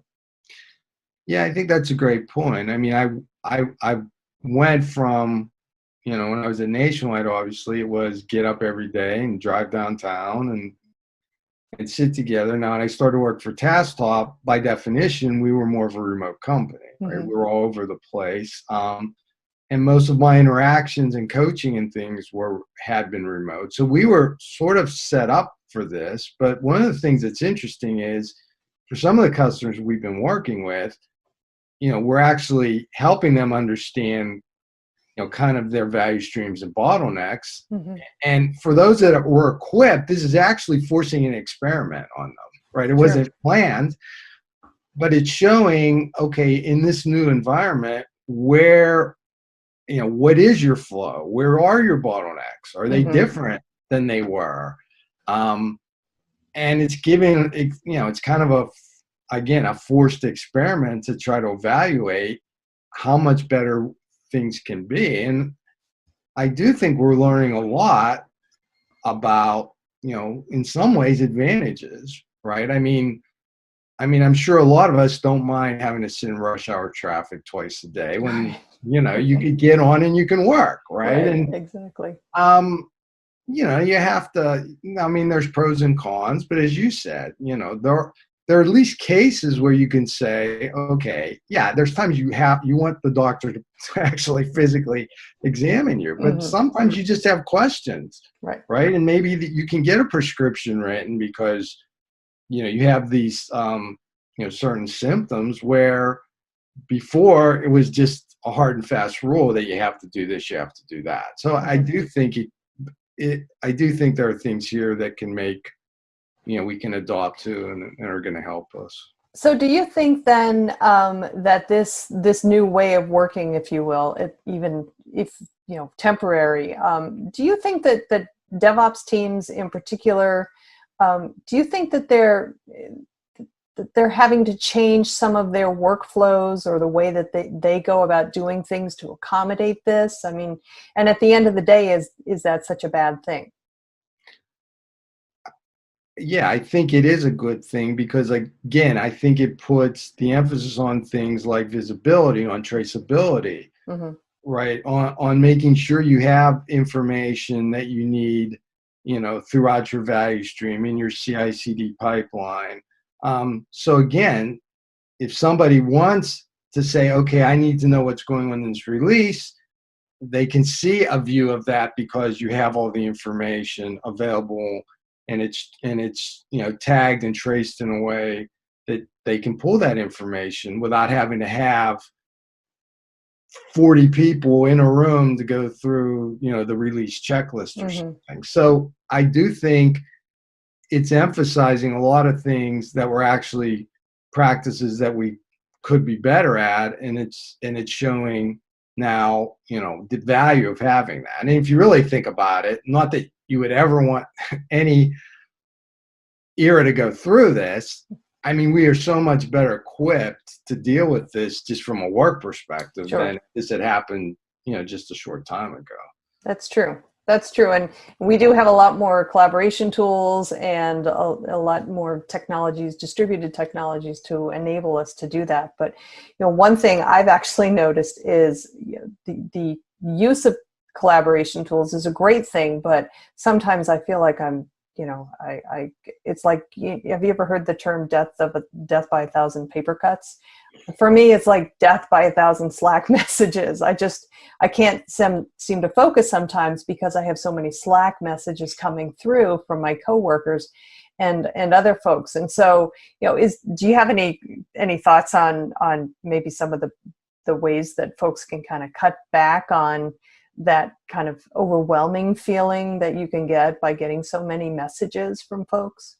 Yeah, I do think companies need to think about what their communication mechanisms are going to be, right? We make fun of email, but there's a place for email, right? There's a time when you want to trail or it's not immediate.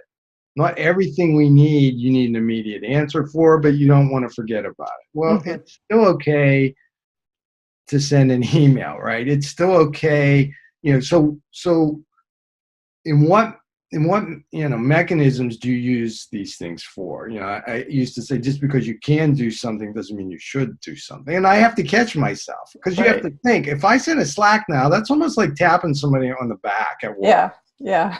Maybe I don't really need this right now. Maybe there's a meeting tomorrow that I can just write this in my notebook, and when it comes up at that meeting tomorrow, I'll mention it. Maybe I can still send an email. So, what are the various ways we're collaborating and how are we using them? All right, Slack is more, I think, for, especially if you're directing it at somebody, right, pushing something at them. I think you have to think about the fact that this is all WIP. We talk about managing our WIP.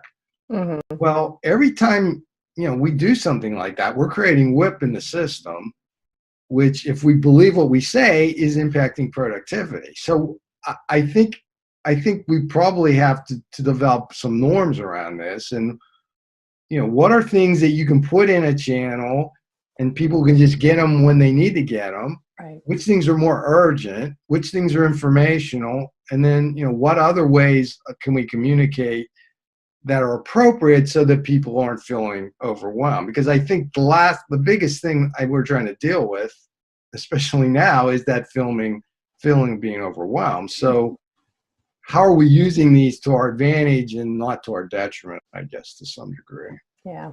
Well, I wonder if some of these things will just kind of work themselves out as we go along in the next few weeks, because, to your point, this is new. This is new for a lot of people, and a lot of people are just still trying to kind of feel their way through. So interesting times we live in, indeed. Yes. That's for sure. No. Well, Carmen, I don't want to take up any more of your time, but thank you so much for taking the time and talking with me about this. It's going to be, as I said, it's going to be an interesting next few weeks. So stay safe and stay sane.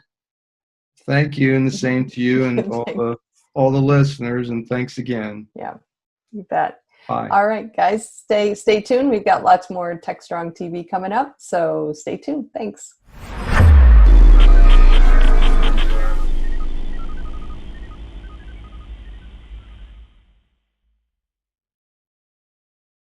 Hey, thanks, Charlene, and thanks, Carmen.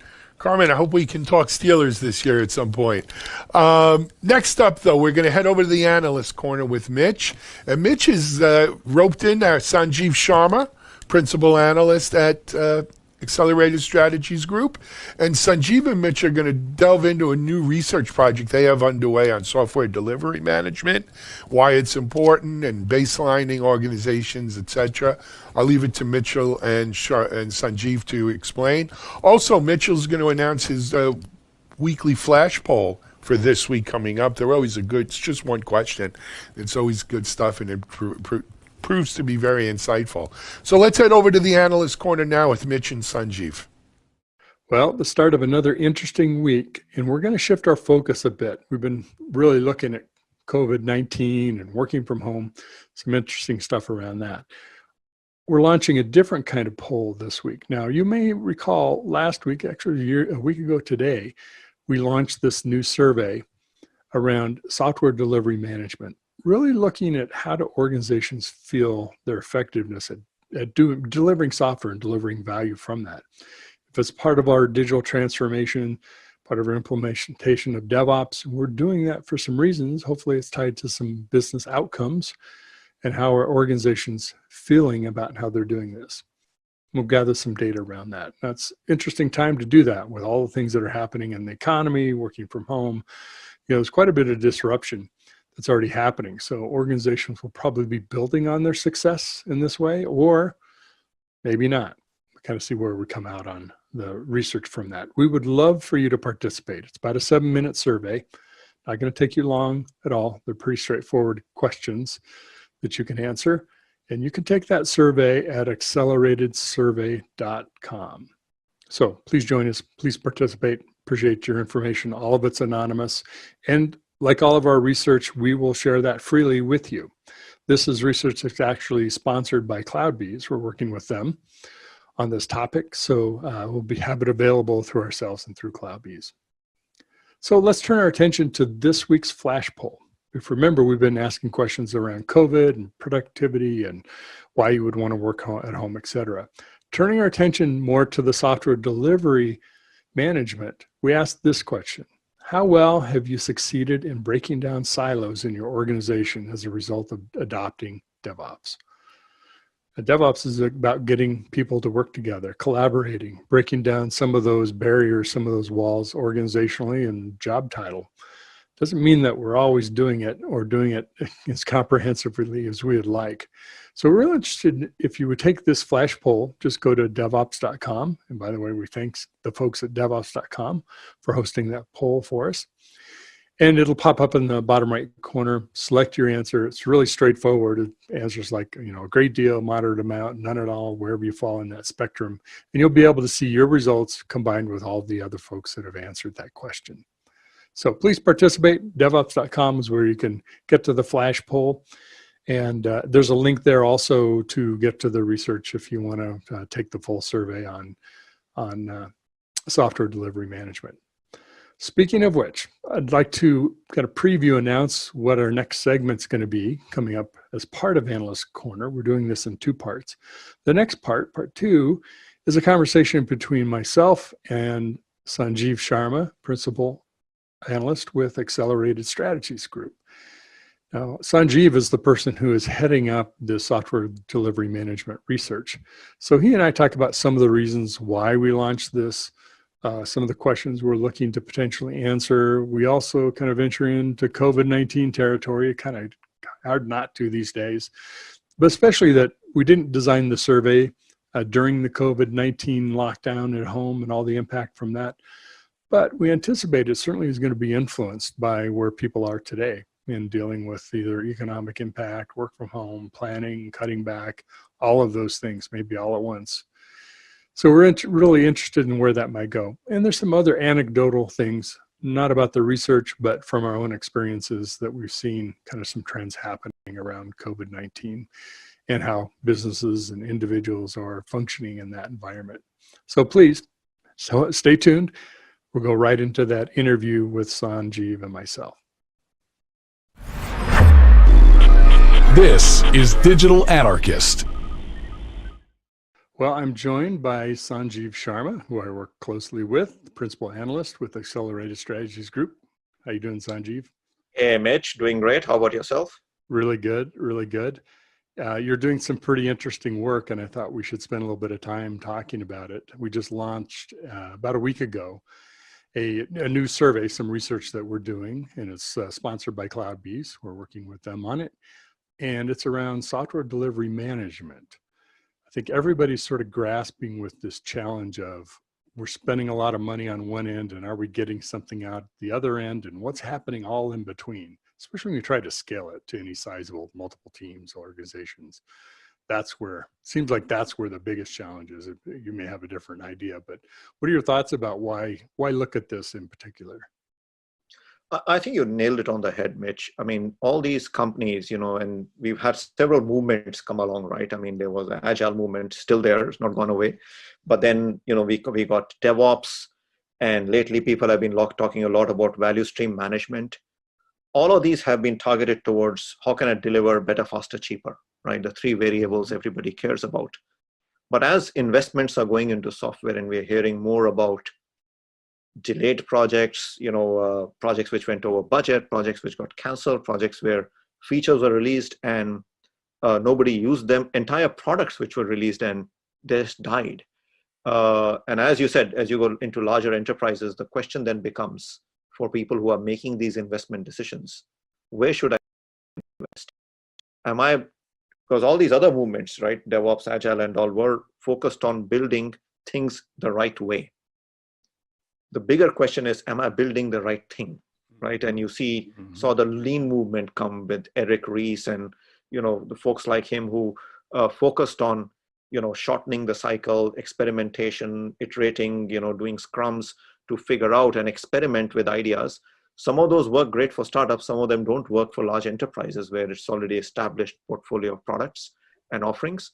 I think the focus today and what we are looking at through this research around software delivery management is how would this work in a large enterprise where there are well-established, interconnected products and services and offerings? And how do we figure out where we are getting value and where there is waste, where we should invest and where we should pull back? Well, and to your point, the sort of thing behind this research is really understanding what are organizations doing, how effective do they think they are at this. And one of the things that I see typically happen, certainly I've made this mistake myself, is putting in metrics that are really IT metrics, like how many deploys per hour do we do? Well, who cares? Maybe that's not important. It's good for you, but is that what the business needs? Maybe it's not even valuable to the business. They'd much rather you work on, instead of speeding that up, doubling it, we'd rather you pump out these capabilities, something else in the product. And that's sort of that balance. One of the good things is this kind of gets the technology and the business people talking together to try to create this layer of information to say, here's what's going on and what we're getting. I mean, that's the whole, the reason we launched it as a survey, right, rather than do a series of interviews, is to get a very broad set of responses from various industries, people at various levels in the organization, people at various maturity of how they do software delivery, to get an idea of how is this being handled today? What are the measures people care about? Where are the inefficiencies which should matter to people? And are people focused on the right things? We've probably heard this. I forget this was whether it was a Stephen Covey quote or something saying, if you're working on the wrong thing, and you go take a time management course because you think you're too busy, you are just working on the wrong thing faster, right? How do organizations know? How do organizations know whether they're working on the right thing? And there can be several factors to it. One of the very interesting questions we ask in the survey is, when you release new features, how do you educate your users about that feature? How do you promote it to them? How do you enable them to be able to use it? And we all, those of us who have used iPhones, right? We are all notorious that it's notorious about the iPhone that there are features nobody knows about. Oh, right. Tons of them. Every once in a while there'll be a tweet and we'll go, oh, man blown. Is this a new feature? And you found it's been there for like 3 years. Just didn't know about it, right? I remember think that keyboard thing was.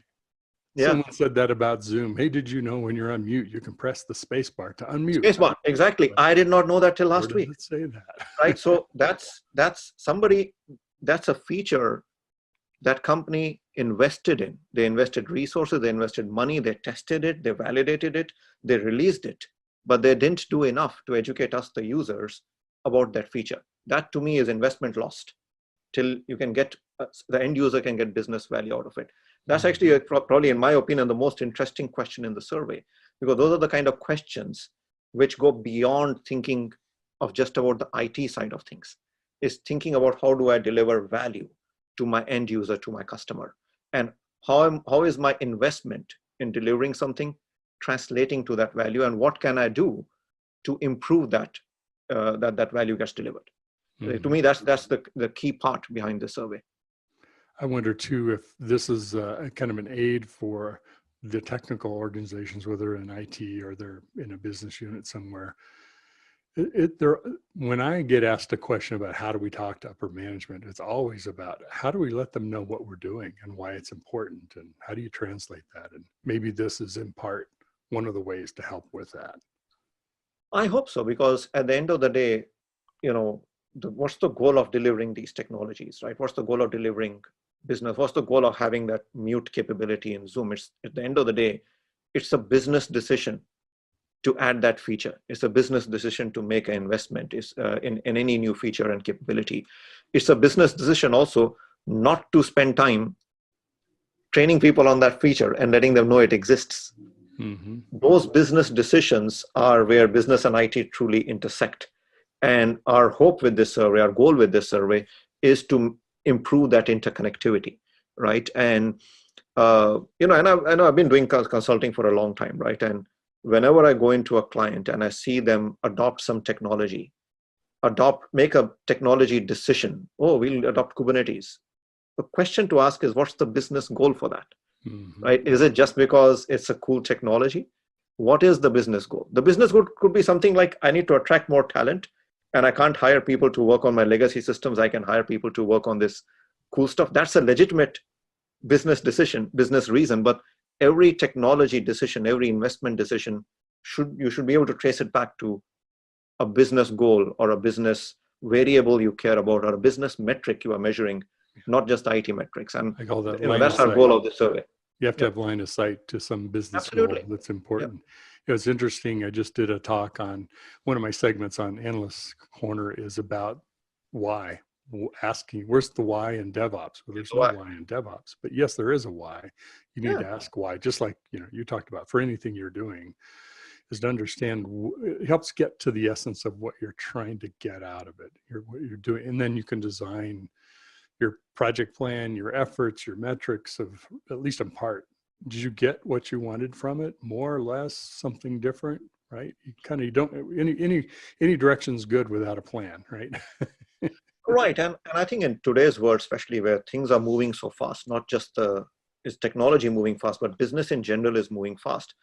A lot of times you need to run experiments to discover what business value you can deliver. What do customers really want? What will really matter to them? as we are talking about Zoom, let's continue talking about them, right?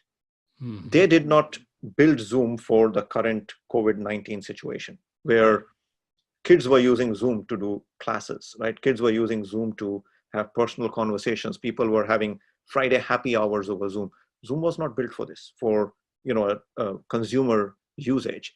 And suddenly all these security flaws get exposed, right? Security challenges, and some of them were, they didn't matter if Zoom had continued down the path it was going, but suddenly they matter today because the use cases now being used by the market were not the use cases which they built Zoom for in its current version, right? Pre-version 5. Visibility of it attracts all kinds of interests. good and bad. Absolutely. So it's all, a lot of, the market changes. The goal of the IT organization should be to work with the business to go run experiments and discover what is valuable to the market and make the right investments based on that. I think all those are critical aspects of where software delivery is headed, is already there, and it'll be more so down the road. Now, if I recall, you started work on this research, designing it just before COVID and the kind of lockdowns were hitting and things like that. And I know that you didn't intentionally design it around COVID, so it's not specific. No, it wasn't. I mean, there's no, I think COVID specific, quite frankly, in that no COVID research. question in there. There's no intended. Purposely left it out. But it's interesting because given the time period, you always talk about bias in surveys and the survey itself might be biased. Well, certainly one thing that'll influence the answers, I would guess, is the current situation, what people are dealing with in their environments, what they're being asked to do. Maybe some things are more important right now because they've scaled back or they're going to invest more in this area. They've got to get contactless services out or something. We may not be able to tell from the data what that is because we didn't ask those specific questions, but you're also doing some interviews too. So I'm curious what your thoughts are on how that might inform, maybe influence what think we're going to get. Yeah, I think, well, the reality is the reality, right? We are doing it now, right? It would have been great if we had done one before and could do one again to see what the shift was. I guess maybe we should run it again a year from today, when whatever normal is a year from today is there. It'll definitely be less in flux, hopefully, than today's normal is, right? It'll be a different normal than what we think it'll be most likely. So I would love to run the survey again a year from now and see if the answers shift.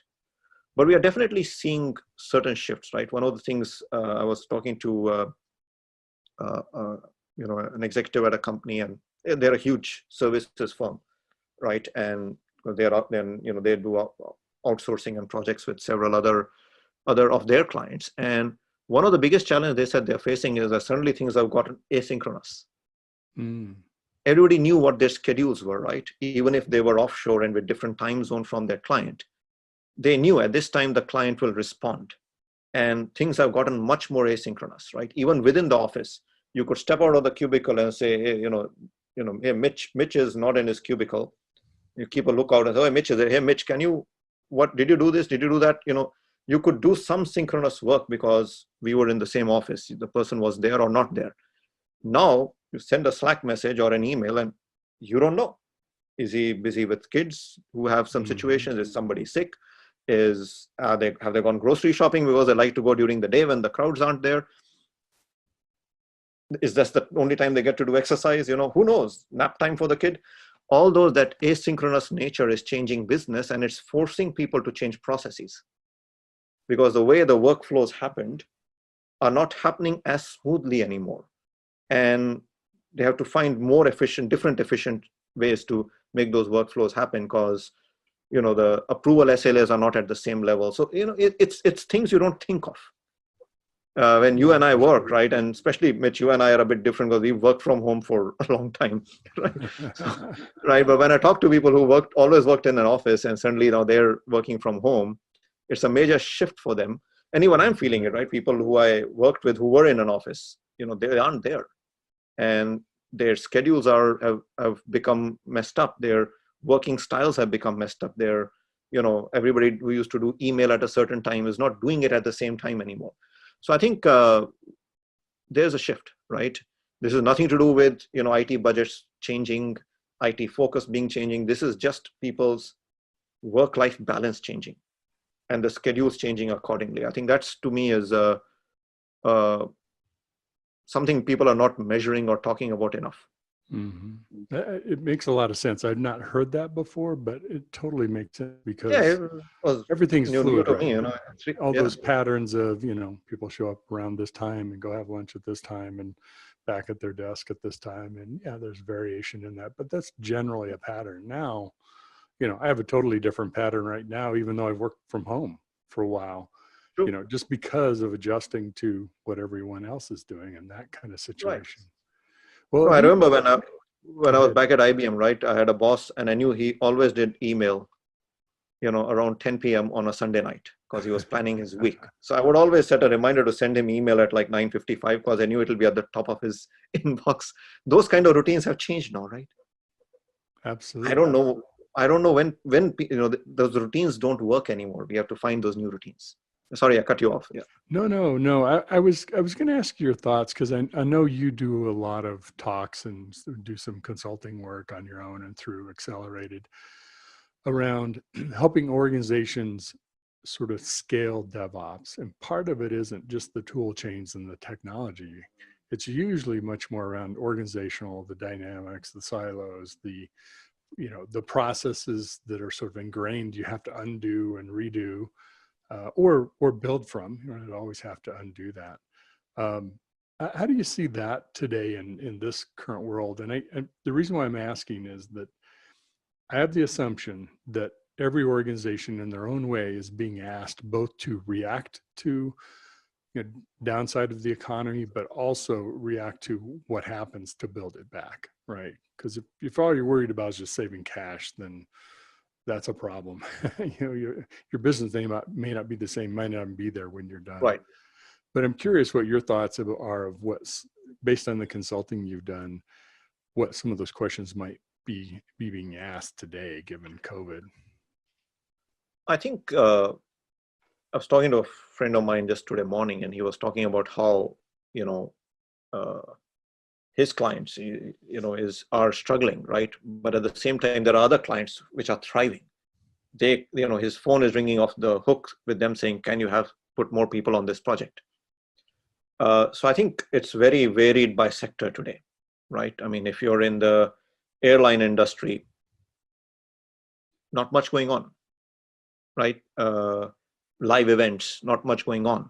Mm-hmm. But if you are in cloud migration, or if you're doing online e-commerce or delivery services, a lot is going on, right? I mean, there's a pizzeria not very far from me, and a friend of mine went there yesterday to pick up a pizza, and he was talking to the owner, and he was saying, busiest 3 months ever, right? And it's crazy, right? Because people are busy and they're just ordering pizza all over.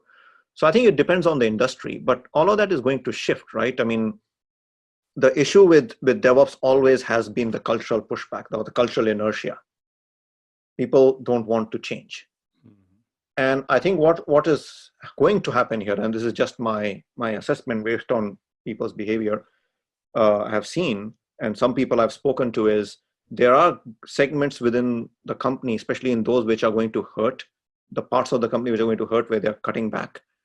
We'll see people kind of, putting up the barriers, putting up the moats and saying, I want to defend my team. I want to defend my fiefdom. And their silo will become more isolated. Mm-hmm. Whereas other parts of the organization where they're thriving and they're saying, we need to hire 20 more people like yesterday. I can't buy laptops fast enough for the people I have because they need laptops from work from home. And there's a major challenge in places where people worked in cubicles with desktops. Right. With VDIs and multiple people on shift sharing desktops and all. There, you won't see that. You'll see people opening up and saying, listen, I mean, you have 5 people spare. Can I take them? You'll see much more collaboration. So I think, again, it's are they seeing growth? Everybody's happy when things are growing. Mm-hmm. Everybody wants to share when they're growing.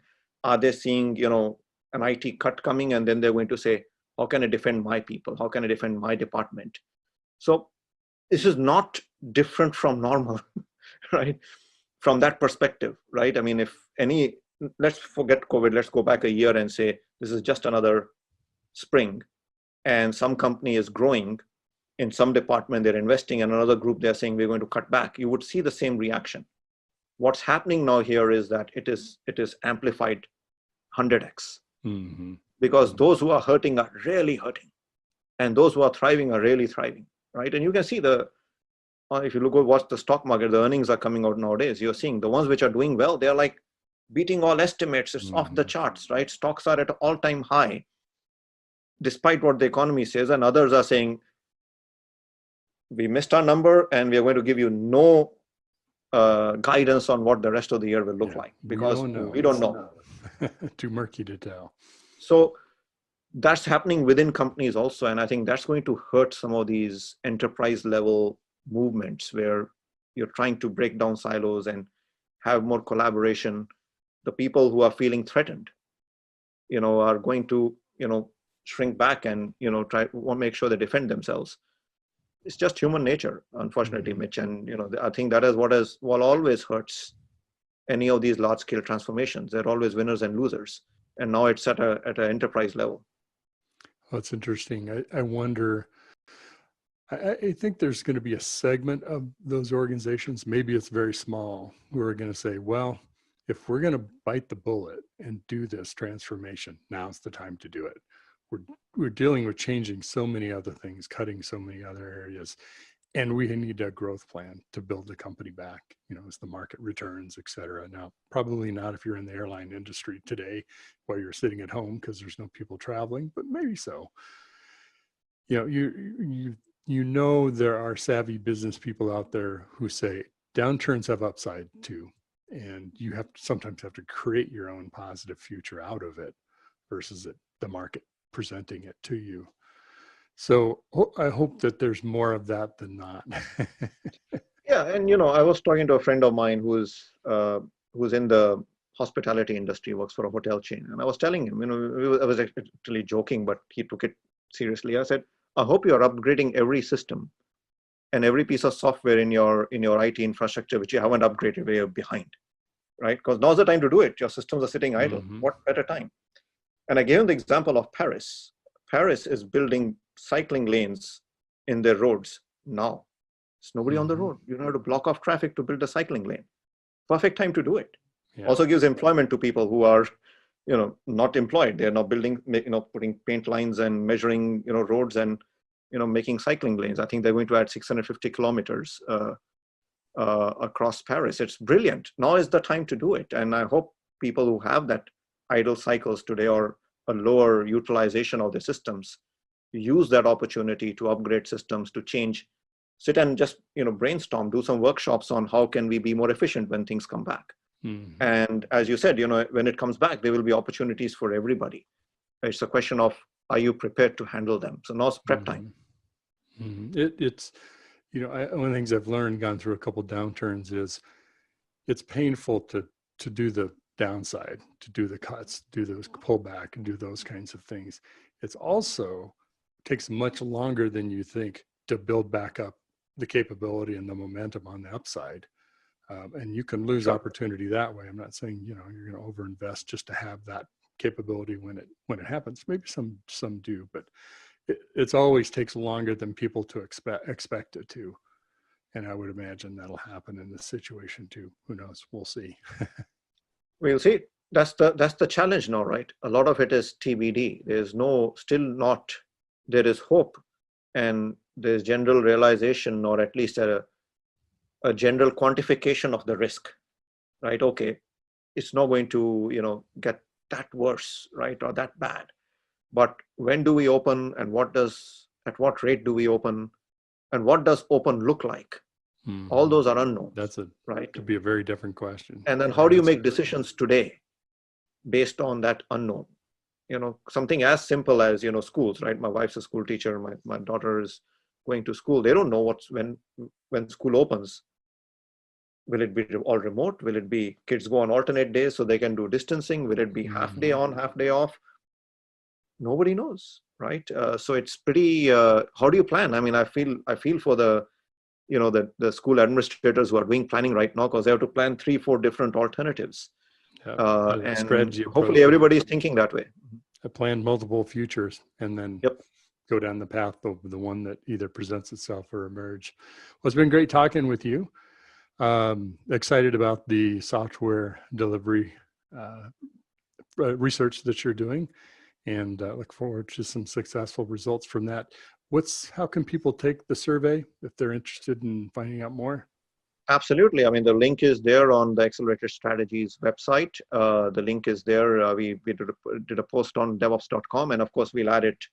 If you go to our LinkedIn or Twitter for Accelerated Strategies or mine, you will find the links there. Just take the survey. It's short. It's not a long survey. It should not take you more than 7 to 10 minutes to take it. But answer. Please take the survey. Please pass it on to people you know, the broader audience we can get. And send it not just to your peers, but send it to people who are at various levels in your organization. The better results we'll be able to ascertain and analyze and discern from it. And here's an important part, right? Accelerated Strategies, as Mitch will tell you all along, anything we produce is free, which means the results of this, right? The analyst report, which I will be writing, will be available to anybody. It's not just for people who take the survey. It's not just for people who have paid a subscription fee. It will be available free of cost. Right. But the results will be better if more people take it. So please pass it on. Excellent. We have a URL, accelerated survey, that I just pointed to the survey to. So acceleratedsurvey.com is a way now that you can get to it as well. If that Even helps shorter. folks. Even shorter. Just lastly, I know that one of the other things, in addition to knowledge wants to be free, is, we have the free 20, 30-minute consult available to anyone who wants to talk to you or any of our analysts. How does that work? Let's let folks know how that Sure. happens. So,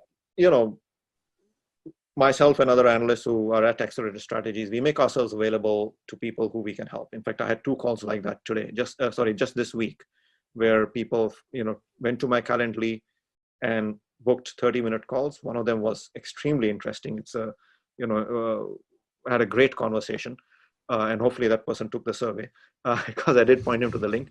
But if you go to Accelerated Strategies website, excelst.com, and you click on Teams, you'll find my profile there. And in that profile is the link to my Calendly.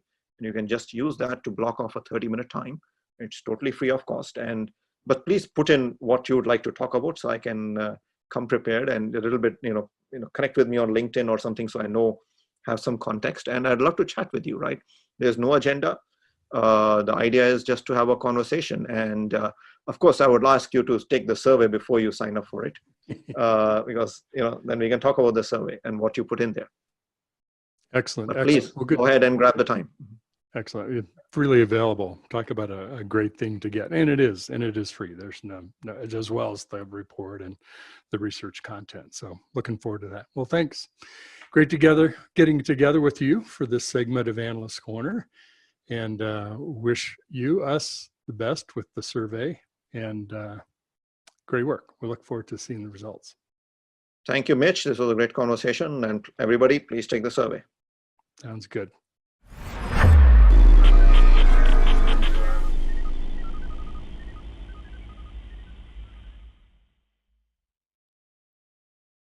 DevOps.com is the #1 online destination for DevOps education and community building. DevOps.com covers all aspects of DevOps, including DevOps best practices and tools, DevOps culture, DevSecOps, business impact, continuous testing, continuous delivery, and more. DevOps.com has the largest collection of original DevOps content, featuring breaking news, blog posts, podcasts, and more. Visit www.devops.com to learn more. DevOps.com, where the world meets DevOps.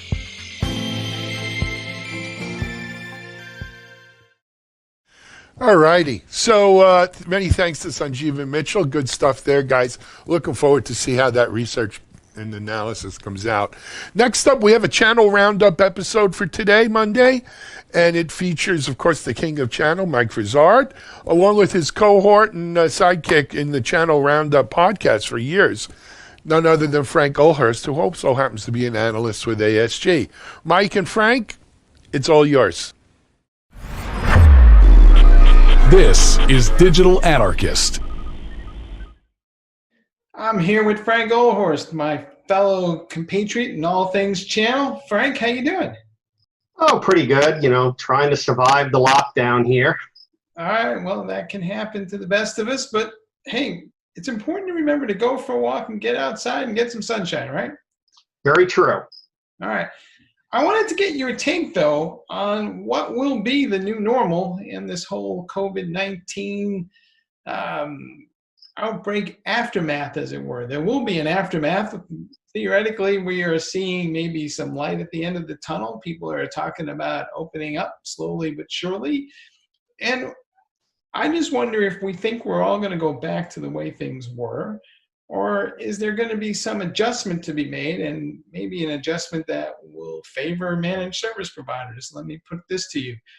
PwC has a new survey out, and half the CFOs that they talk to say that they'll be rejiggering jobs to enable people to work from home as much as possible. And part of the thinking there is that the office will be reconstructed in a way that may not allow as many people in it. And they'll also have maybe rotations of who can come in and out of that office. And a lot of people may not have office space at all to go back to, because some CFOs may say, hey, this whole working at home thing is doing okay, and we can get rid of the cost of the commercial real estate lease. And that would be better for the company anyway. I'm sure that won't work for every organization, but I'm sure a lot of folks are thinking about it. What is your sense then of what is the new normal going to be at some point in the future?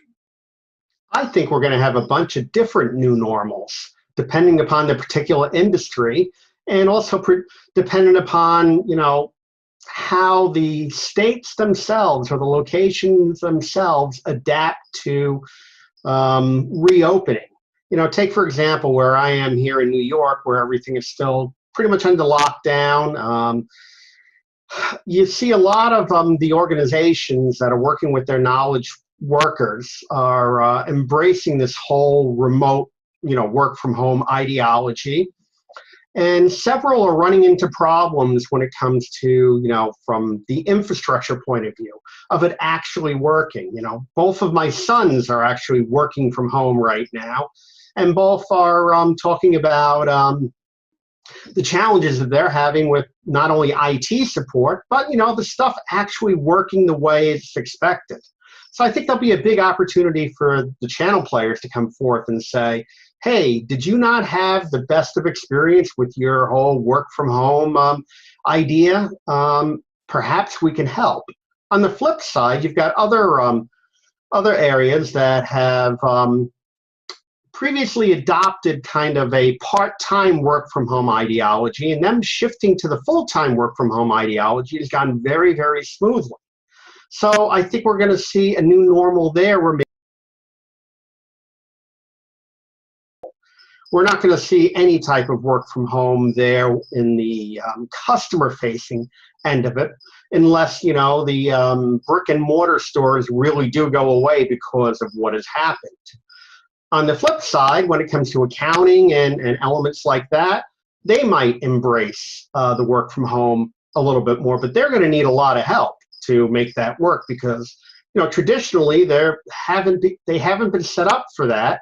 And right now, most of the retail, except for the non-essential services, have just shut down and furloughed everybody. So they're not even supporting a work from home type of idea. But, when those brick and mortar storefronts open back up, the corporate headquarters might, look at, maybe we should move to a work from home to reduce our corporate footprint and save money that way to kind of make up for, what we've lost already. It's really going to be industry specific, and other industries. Look at healthcare, for example. They're all over the remote idea, and they put on top of that, concerns with compliance and everything else. And there you have a huge opportunity for the channel that if they're not working with healthcare providers already, that maybe they can bring something more to the table when it comes to compliance. I think some of this is going to be psychodemographic. I think there's a lot of individuals who are not cut out to work from home. And then there are those that are. And then there are those that think they are, but are not very productive. And so do you think maybe organizations will tackle this more by personality almost, with half the workforce back in the office, but not as many people, those people who can't stand to be home with their children or whatever it is that drives them crazy, and then others who are going to be like, hey, this is my life dream, I'm working from home? Potentially. I mean, right now, the ability to measure the productivity of a work from home worker is very difficult to really come up with. How do you measure the productivity of those workers? I mean, do you monitor their phone calls? Do you look at, how much they're using their keyboard? Or do you look at it from the point of view of that assignments are getting done? And I think we're going to have to come up with a methodology for all the different types of workers out there. How do we measure how productive they are, how effective they are in a work from home role? The other thing you have to take into account is that a lot of people aren't really set up to work from home when it comes to that, physical environment. A lot of people are working, from their living rooms or their kitchens. And when you start getting back involved with, virtual meetings or meetings with customers and all that, that's not going to do. So you might want to bring those folks back into the office, unless you want to invest in building them a home office, which I don't see many businesses doing. Do you think it's really hard to manage IT from what used to be a central office, and now you're trying to push out patches to various endpoints of people at home? And will companies say, hey, you know what, we're just not cut out to have our own internal IT squad, and they'll lean on a managed service provider that's much more accustomed to dealing with lots of remote offices and remote workers? And, will that be part of their thinking in their shift? Because unfortunately, like it or not, there's going to be some layoffs here, right?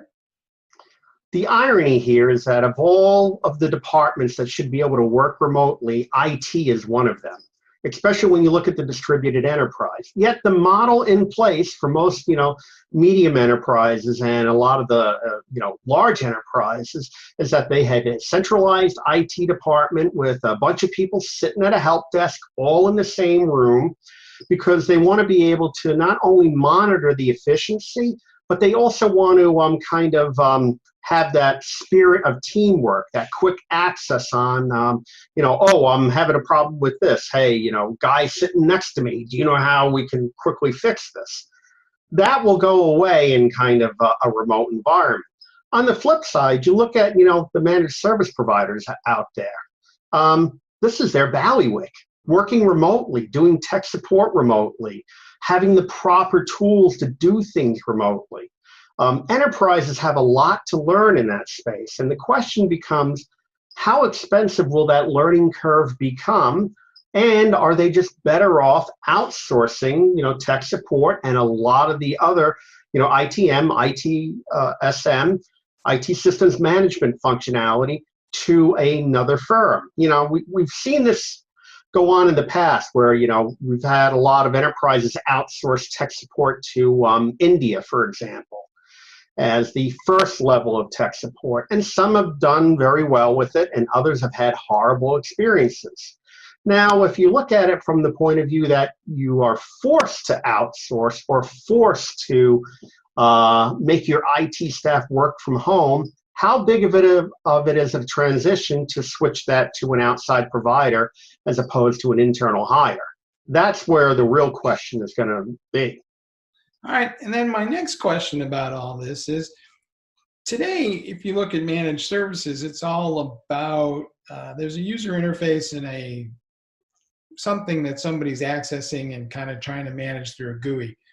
Do you think that managed services will increasingly become automated, switching over to APIs and CLIs and more of a DevOps mindset as we go forward? And so the way I deliver managed services won't be the same either.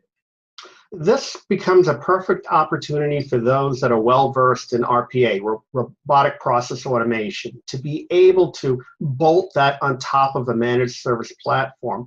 This way you could take what, are your defined policies and your quote-unquote macros to make certain things happen, whether it's pushing patches out or upgrades, where you can teach an intelligent RPA system to do those for you. So this way you can just execute on the task and give permission and have the robotic process do all the actual hands-on work, and you just look at the results. But, you're going to have to instill a lot of trust in the process because, as you know with IT, nothing is ever purely as it appears to be. All right. I want to talk about some other things that went on this week. Ingram Micro put out a couple of new programs where one is called Same as Cash, the other one's called Baker's Dozen. They essentially amount to programs that let you buy IT as either a lease or as a capital good.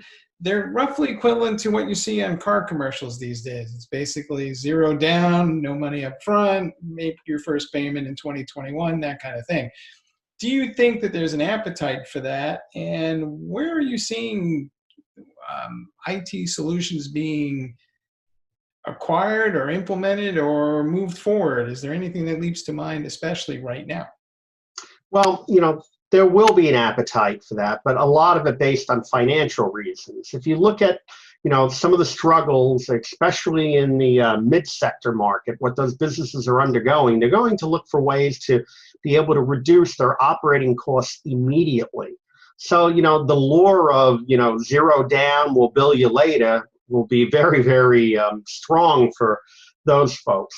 On the flip side, you've got other businesses that are looking at, all right, we've been forced into this situation. Maybe it's time to accelerate our digital transformation and leverage technology a lot more so we can reduce some of those other expenses associated with deployment.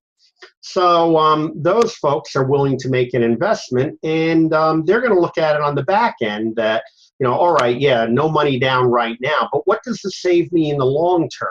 I think those are going to be the two different factors driving sort of this transition. Now, when it comes to the channel players out there, what is their ability to kind of live under that type of financing model? Just because it's, zero down, don't pay right now, will the solution providers have some sort of income from the distributors to be able to pull off this type of thing? It's, they can't work for free when it comes down to it. And if the distributors want to work like banks or financial investment firms, they're going to have to be able to pony up the money to invest in the resources to make the work happen. Yeah, Tech Data had a conference earlier this week. It was online, and they were talking about how endpoints are evolving. And one of the things they were pointing out is they do have this kind of technology as a service program for endpoints where you can commit to a 2 or 3 year program and you get multiple upgrades for your endpoints as part of that cycle. But they admit it's been a tough sell for the last year or two because it seems like not a lot of end customers want to make that level of commitment. They still prefer to buy gear or write it off as a capital equipment, or it just may be that the partner's not pushing it because it's not a straight up consumption model on a per monthly kind of basis. You have to commit to a year or two or whatever it is. But do you think that maybe there'll be a change in the way we consume endpoints where maybe we will pay for these things on a monthly basis? Well, endpoints become a commodity. I mean, there's no denying that. They're treated as, disposable pieces of equipment that you depreciate and just replace. What becomes interesting about that, though, if you look at the physical hardware of the endpoint, that's very true. But if you look at, the task that the endpoint is assigned to do, you've got a lot of other concerns, whether it's security or application compatibility or upgradability to support new applications or even being able to embrace cloud services or being able to wrap multi-factor authentication around them. I mean, the list goes on. And also you have, because of COVID-19, this whole, bring your own device model exploding because you're not sending these work-at-home people, home with new laptops in most cases. You're telling them to use their home computers, their home laptop and all that. So, everything about, maintaining that equipment from a physical point of view might go out the window at that point in time. So I think there's probably a much bigger opportunity when it comes around services and managing that endpoint. because businesses are going to quickly realize that, all right, I'm going to let my employee connect from home with an endpoint. Oh, maybe I should make sure that endpoint doesn't have any viruses on it. Maybe I should make sure that endpoint is not connecting over unsecure networks. Maybe I should make sure that endpoint is running the proper versions of software or has the proper patches for the OS on it. Maybe I should make sure that endpoint is not a vector for any type of attack. I think that's where you're going to see maybe a larger uptake, where if you can go to an enterprise and say, look, we have this package to keep that endpoint secure and to pre-approve that endpoint's ability to access the corporate network. Would you pay $9.95 a month for that?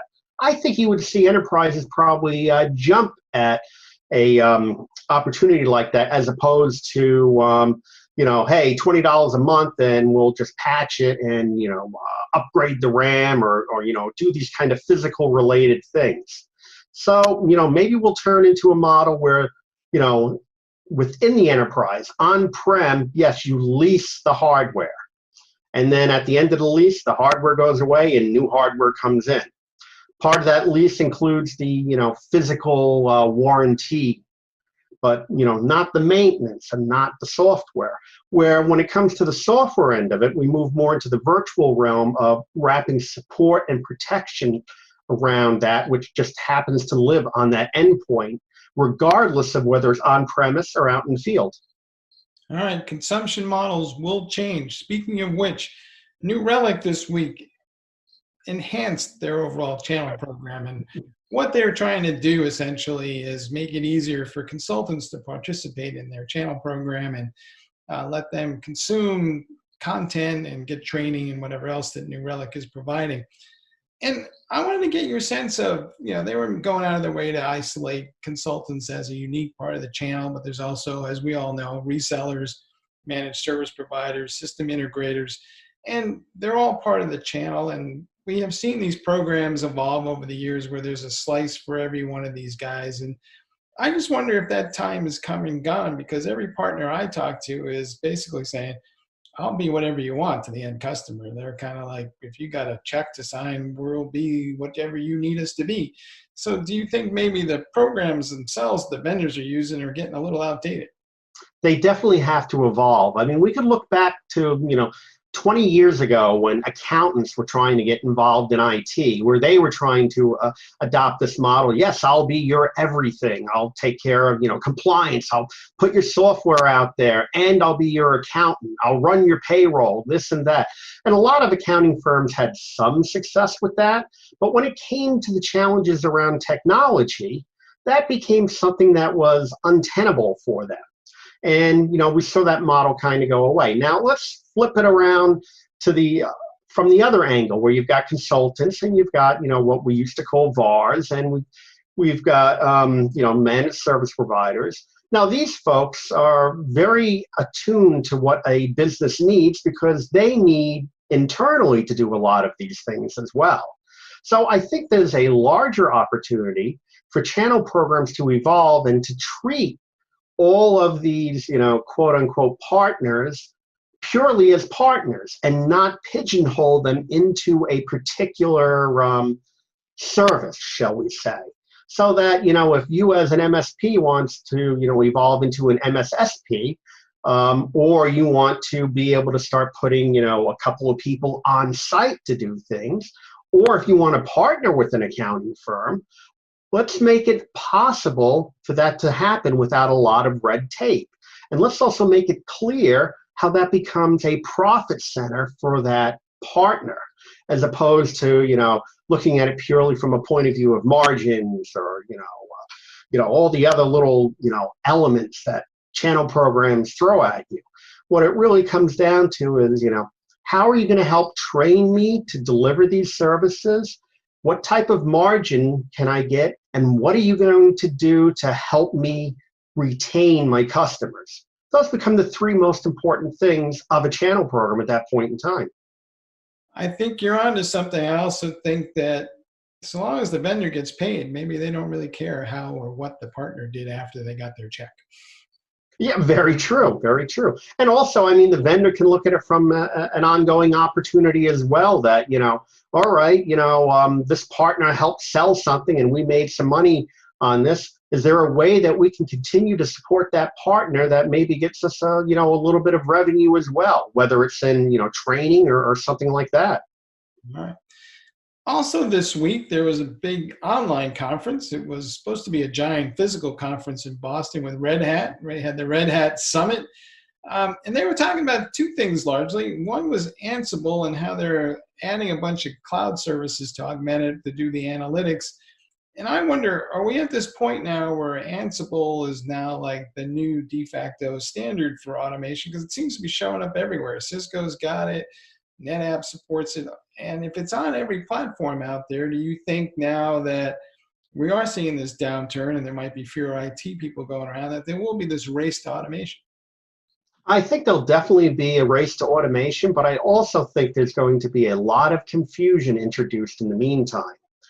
I think a lot of, when you look at the C-suite, they have a view of what automation is, what they think it is, but it's far from reality because they don't understand the bits and pieces that make automation work and the level of, machine learning that might be involved and all these other elements. So you've got, platforms like Ansible that can answer many of the questions and achieve something, but you're going to run into certain situations where it may do more harm than good on your path to automation.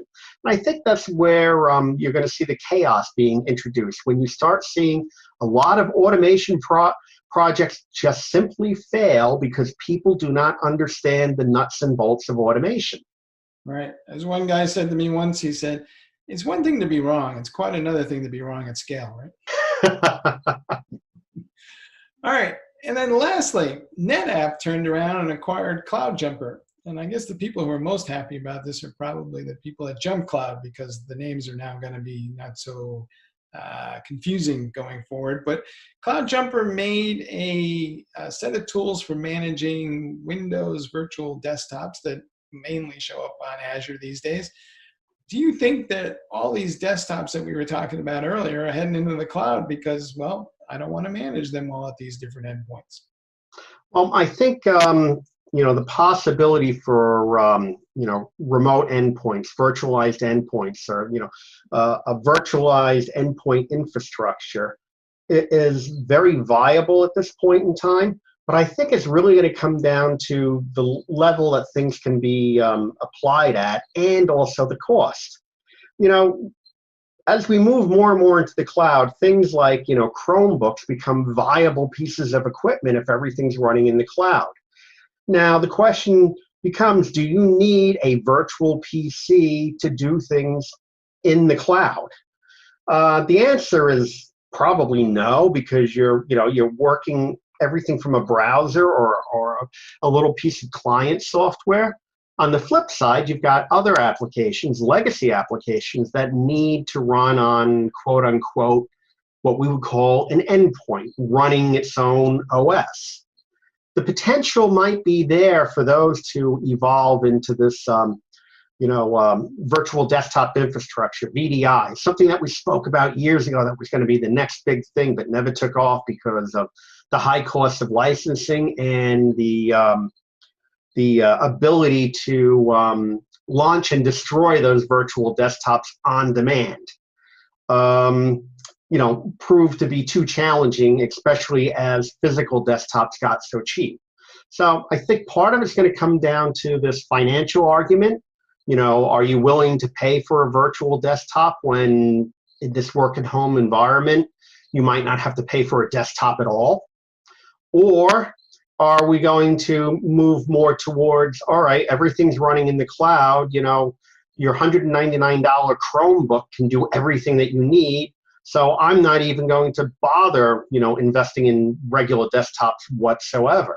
It really comes down to this journey on digital transformation. How much stuff moves into the cloud, how much stuff can be run from the cloud, and if it's viable to continue running that stuff from the cloud. But, the other challenge there becomes one of security.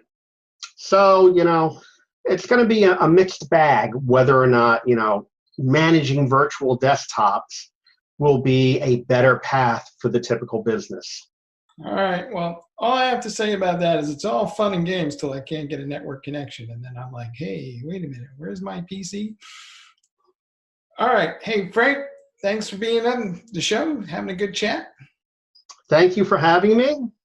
All right. Alan, it's all back to you.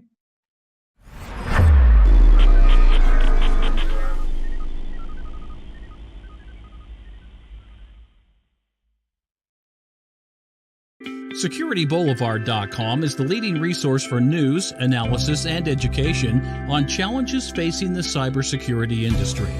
SecurityBoulevard.com covers all aspects of cybersecurity, including data security, DevSecOps, cloud security, application security, network security, security threats, and more. SecurityBoulevard.com has the largest selection of security content, featuring breaking news, blog posts, podcasts, and more. Visit www.securityboulevard.com to learn more. SecurityBoulevard.com, home of Security Bloggers Network. Thanks to Mike and Frank for the channel roundup. Our next and last episode of the day is something new we're trying. The folks at Gigamon came to me that they were starting up a new video podcast called Second Order Security, and it features threat research topics. They're going to probably be doing it monthly or every few weeks, and it's going to feature security folks from around the industry, around the world, talking about security and threat research. This is their first episode. It really features the Gigamon threat research team, but it's a start, and we all start somewhere, and I hope you'll find it interesting. I'm interested in your feedback on it. You can leave us a message on our community Slack channel at TechStrongTV.slack.com, and the Gigamon folks will be on there too as well. So anyway, let's head over now to Gigamon's Second Order Security video podcast, and hopefully you'll enjoy it.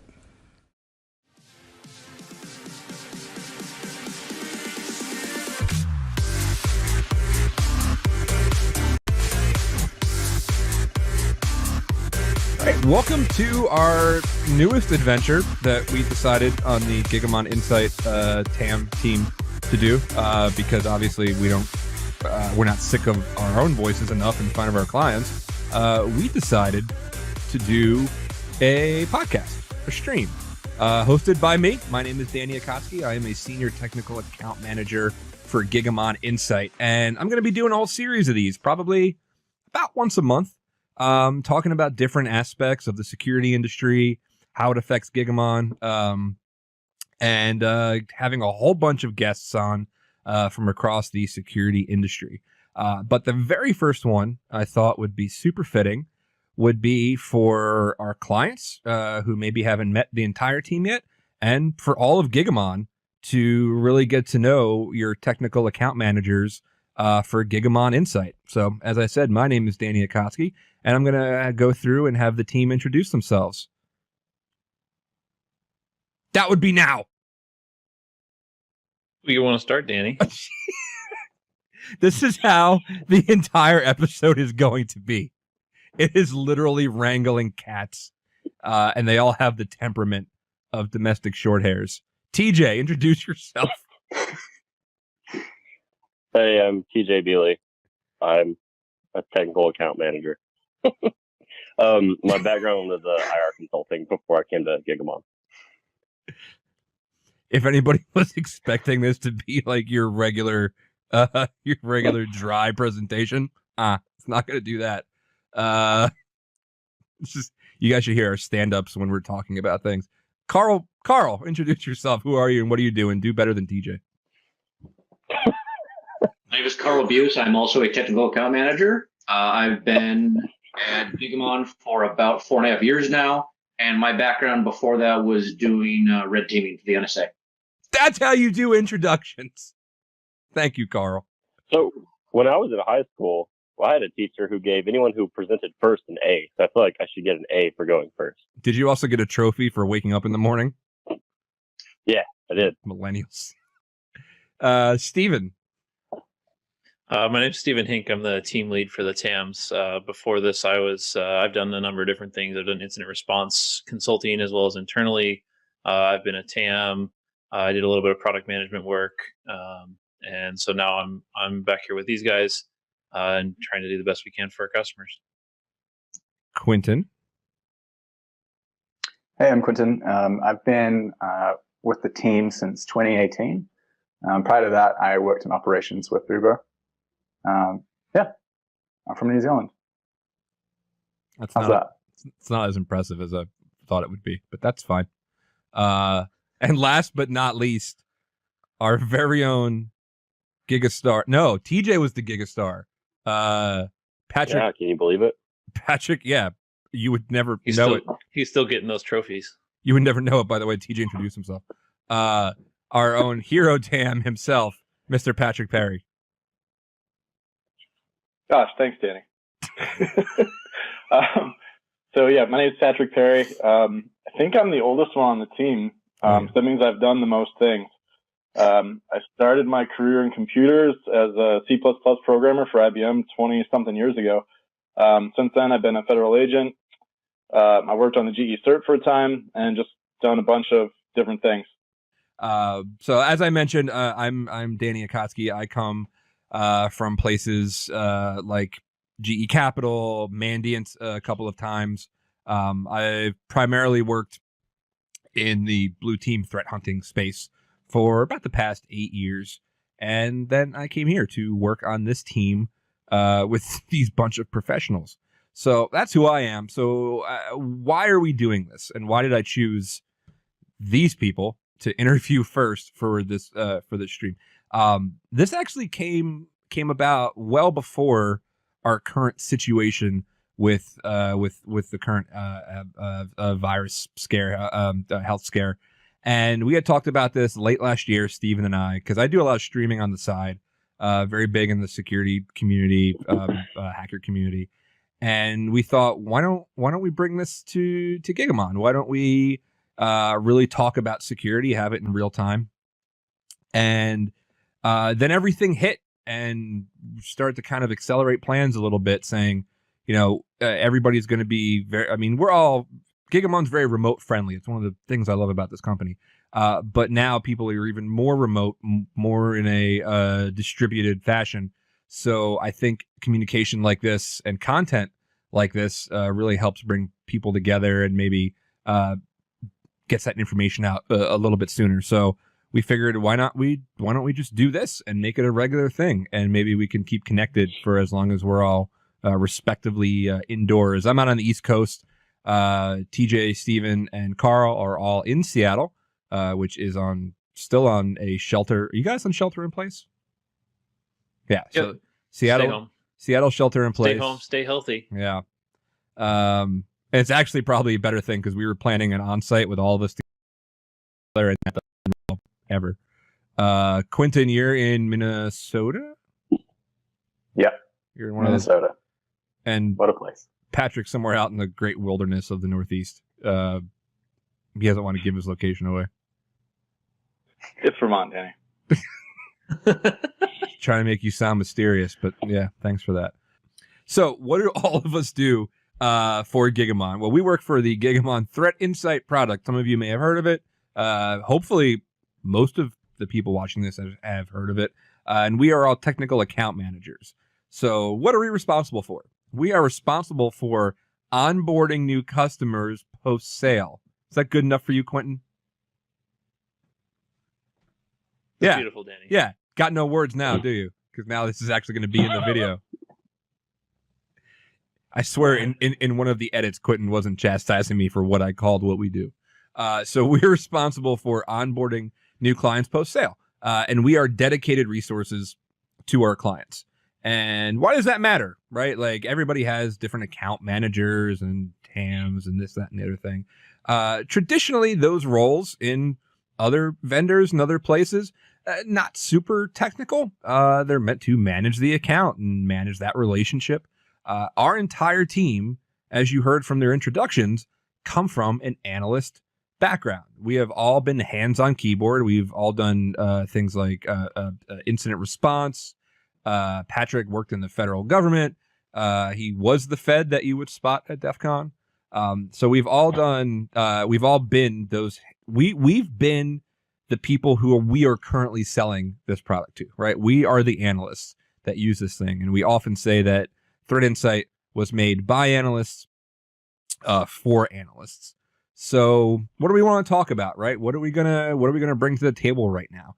We're going to talk about things like threat hunting, what threat hunting means for a small to medium business, what it means for threat hunting in the enterprise, and what are some of the common maybe security missteps that we see as we work with our clients, where our own individual expertise comes to bear. So what I wanted to do was interview my own team, and it's going to go super smoothly. I can see it already. What are maybe, and also some actionable things, right? We can talk all about a product. We can talk all about our own expertise and blah, blah, blah, flashy stuff, bells and whistles. But at the very end of this, it's not just internal Gigamon that's going to be seeing this. It's going to be our clients. So we're going to talk about maybe some easy wins, right? Some easy threat hunting wins, things that we consistently see from client to client that we go to. And at the very end, we're going to wrap it up with some follow-up resources for education for people in security. Because it's not just our job to educate our clients. It's our job to educate the people that we work with, because we are one of the first security functions in Gigamon. So that's what we're here for. And we're going to maybe give you some actionable threat hunting tips. And maybe Patrick will give you some actual hunting tips from the wilds of Vermont. He has his own bear suit. So maybe he'll share where he buys that from. So I'm actually going to go, who am I going to pick on first? I'm going to actually pick on TJ first.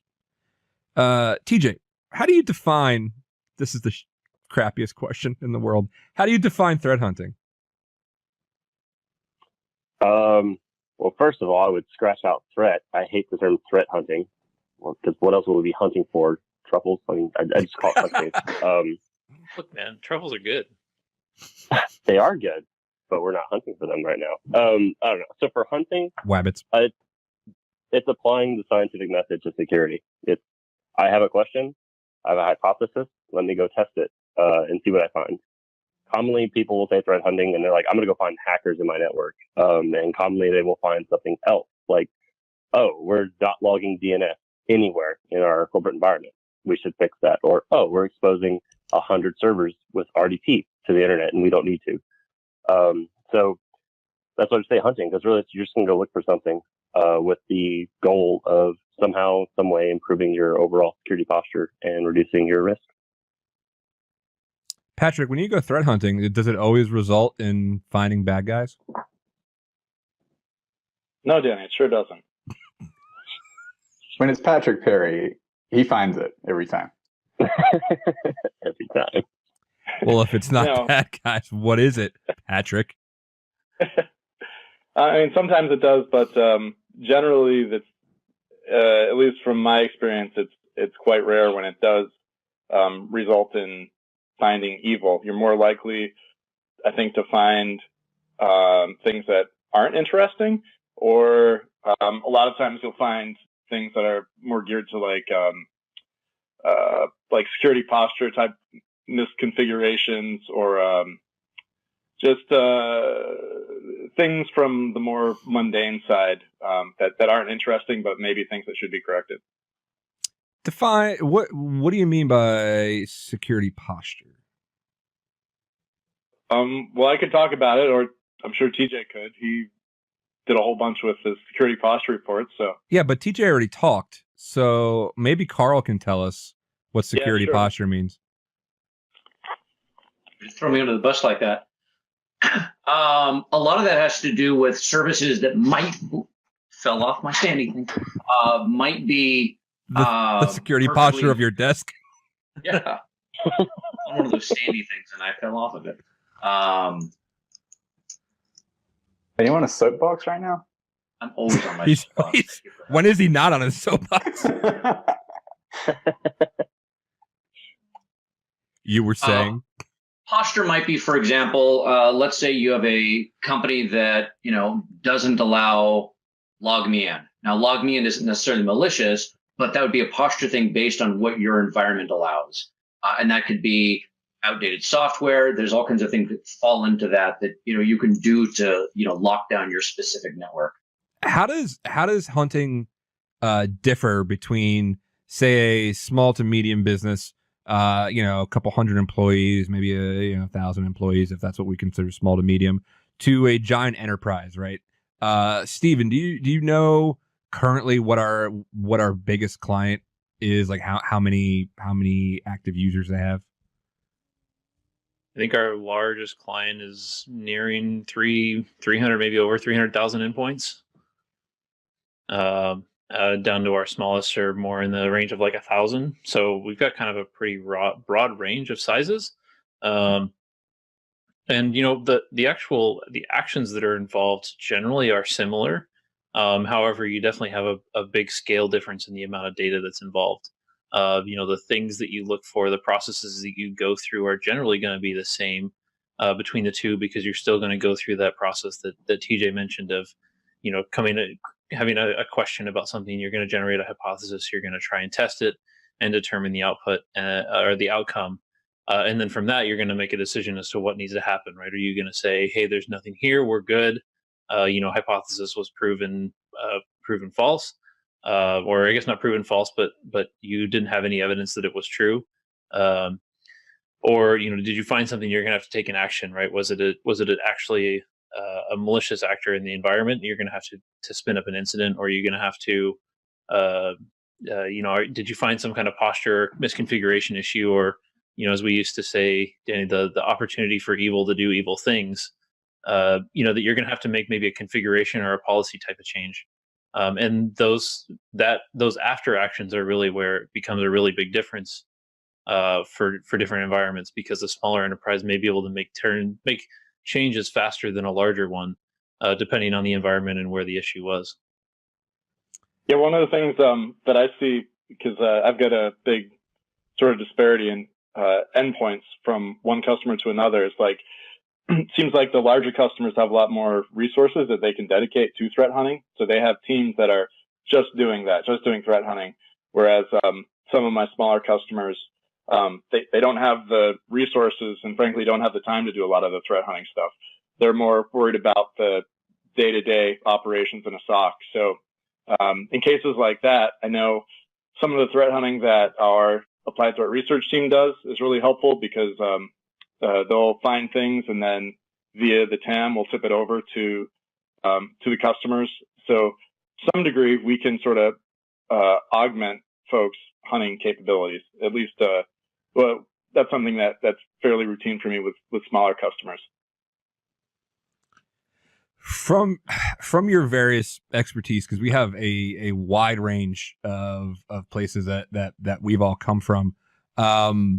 What are some of, do you find, regardless of 300,000 endpoints to 1,000 endpoints, do you find like some common threads, like common things that like everybody gets wrong, or just common things that will go wrong or are misconfigured that you can kind of go in right away? Like say we dropped insight into an environment right away for a POC or whatever. What's some things that you can reliably say, like, I'll probably see this? And that's a question for anybody. My initial thought on that is no one knows their network as well as they think they do. And the difference I see on the small organization is, on a very small org, someone's going to see an IP or a host name, and they're going to be like, I didn't know that box did that. And then they're going to go investigate what's running on there. What is that doing? Is that normal? And frequently it's not necessarily malicious. It's just something that no one ever knew that box was doing, where in a larger organization, all of a sudden someone has to figure out who is the stakeholder of that box. What is it doing? and is it appropriate? And it takes more time, and there might be another database, something that is logging what everything is supposed to be in the environment. So yeah, I would say that aspect of no one knows what's going on in their environment until they start to see packets, and then just how small versus large organization has to track that down to figure out whether it's supposed to be there. Yeah, I remember talking to one of our mid-sized customers who they're a newer company, and so they've built basically their entire production workload into a cloud environment. And so within their offices themselves, they basically only have whatever the employees need to do their work, right? It's treated almost like a coffee house. And they were looking at, how many endpoints do they have on their network? And so the theory was, well, if we have 1,000 employees, we should have about 1,000 endpoints because each person has a laptop or a desktop, and that's about it. But when they actually started digging in and realizing that, everything in the environment is IP connected, right? Everything down from like speakers to door locks to projectors to the little tablets that let you book conference rooms or to see if conference rooms are free and busy, the TVs, all that, and it ends up being like 2 to 3 times the number of employees that there are devices on the network. And it was kind of a realization of there's actually a whole lot more here than we just kind of initially think about. Quentin, I'm interested to hear from you when it comes to learning how one does hunting, right? And by the way, I should have made this disclaimer from the very beginning. The whole "what is threat hunting" question, I only asked it because it's the most awful question in the entire world.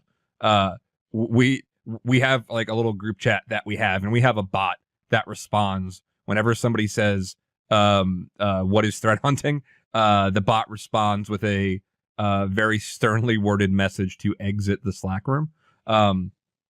Because it's so subjective and people have a lot of different definitions about this. But anybody who might be watching this, like maybe it's a small to medium business, maybe it's somebody else that we do business with, or watching this up on, if we have this on YouTube or whatever, is saying, okay, like, but what does it take to learn this kind of thing? Quentin, as you came to the team, you started as an intern, correct? Yeah, I did. In 2018. Yeah. And before you were an intern, you were fresh out of school, or did you have another job before that? I was working on the Uber corporate team in New Zealand and then in Seattle. Gotcha. So what has changed in your understanding of how we help clients use Insight, and this isn't even really to shill for, we love our product. Like that's why we're all here, because it's, again, for analysts by analysts. So we want to keep this as agnostic as we possibly can. What has been some of the biggest eye openers that you've learned from coming from an intern with us to being one of our most valued TAMs? Surely more valued over Patrick. So what? I wouldn't say that. I would say probably the biggest thing, and something that was told to me when I first joined, is take a bit of time every day to be curious and kind of just poke around.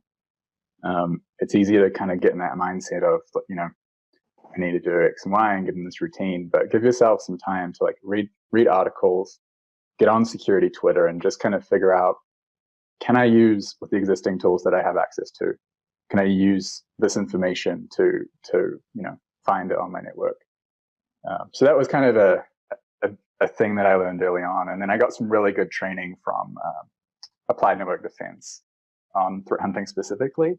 That was super beneficial for me. Yeah. So Applied Network Defense, run by both an industry heavyweight and one of our good friends, Chris Sanders. Amazing training that's actually super cheap and just really high quality training. You mentioned Twitter and being one of your resources, security Twitter. Hands down, one of my recommendations to anybody, teams that maybe just might be comprised of 1 or 2 people, and maybe that those 1 or 2 people, they were like network engineers at one point, and surprise, now you're security people. So now you have to learn about it.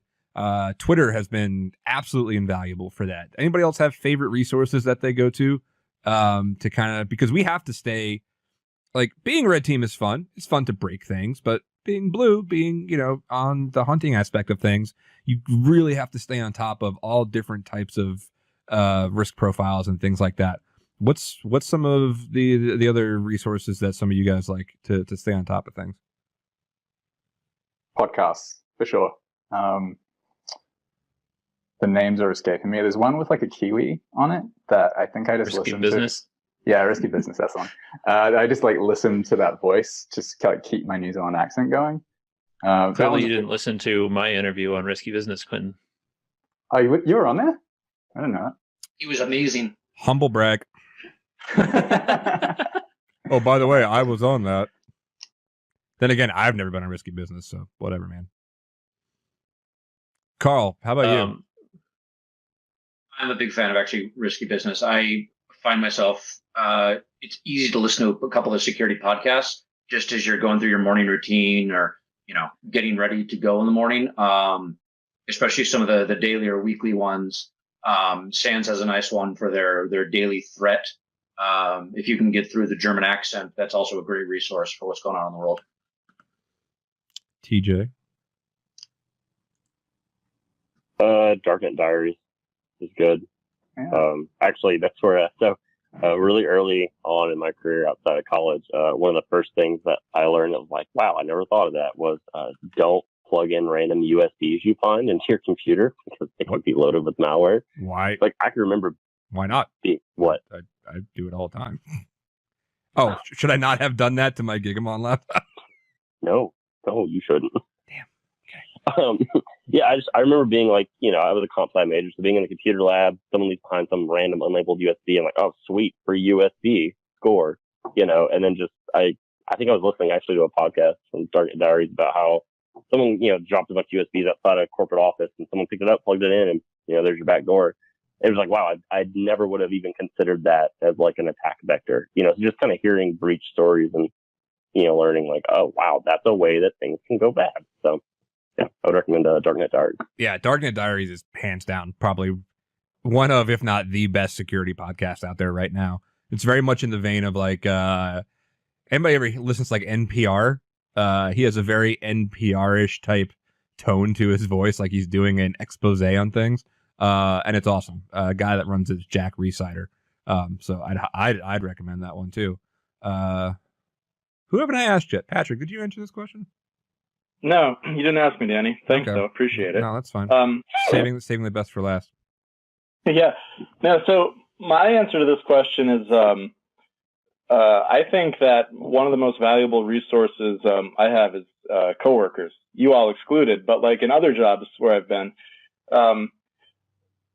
like the thing that's interesting to me about the security field is that there's so many people with such diverse backgrounds. So you've got sysadmins, programmers, people that have come from law enforcement, all sorts of different backgrounds. So I found that you can learn a lot of things that you don't know about just by talking with people you work with. I was really fortunate when I was at GE. A guy named Jack Crook actually started there 3 weeks before I did. So I sat next to him for 3 years. And if you are into security Twitter, like to me, Jack is one of the best threat hunters in the world. And like the stuff that I get to like pick his brain about. And it's just, it really taught me that, to not have such a closed mind and like, I went into that, this was, 10 years ago now, but having an idea of like the tools that I needed to use to solve problems were, it's like, the old saying about if all you have is a hammer, everything looks like a nail. So I had like a background in Windows host forensics. And, I was very adept in NCase, and like, that's how I wanted to attack every problem. But like, Jack really taught me about using, Linux to be able to solve a lot of problems and look at sort of the world differently. And there are like lots of things that I pick up like that from other people that I work with. So while I think all these resources we're talking about are great, I think, something that people forget sometimes is that your coworkers, have a lot of knowledge and things that you don't. And I definitely like encourage reaching outside of your security team to get a lot of that knowledge because, your network admins, your sysadmins, your engineers, they're going to have a lot of information, a lot of knowledge about how things work and how they're supposed to work, where traffic's supposed to go, where it's not, where you're supposed to have PII, PHI, PCI, where you're not. and getting involved with those folks and building up a relationship with them is really beneficial to you, especially when it comes time for there to be, if there's a problem or if you need to make a change for policy or privacy or security reasons, that they don't see you as much as like the bad guy coming in and telling them what they can't do. Right? There's a relationship there where you're trying to work together to bring success to your company, to your customers, whatever that output is or whatever that system is serving. You can get a lot of information there, and you can make your life a lot easier when it comes time later to have to go back and work with them on an issue. And I'll pose this one to, let's go with Patrick again, because you're probably one of the most seasoned people on the team. You've name dropped GE quite a few times, so I imagine you just want me to talk about that, and that's fine. I get those cues. It was invaluable in my career. And of course in the Fed and very glamorous and all that kind of stuff. By the way, Jack Crook, hands down, one of probably the best hunters security guys out there. If you're not following, he's at JackCR, I think, on Twitter. What if you could give your much younger self, because you've aged considerably, if you can give your much younger self beginning in your career advice of, man, I wish I knew X back then, what would you tell that young whippersnapper, the person with more hair? So I think, that's a good question, Danny. Thank you. I think that, one, clearly the younger version of me is TJ. Clearly. Because you both have such good temperaments. Yeah, TJ, start using Rogaine now. Oh, yeah. Preemptive strike.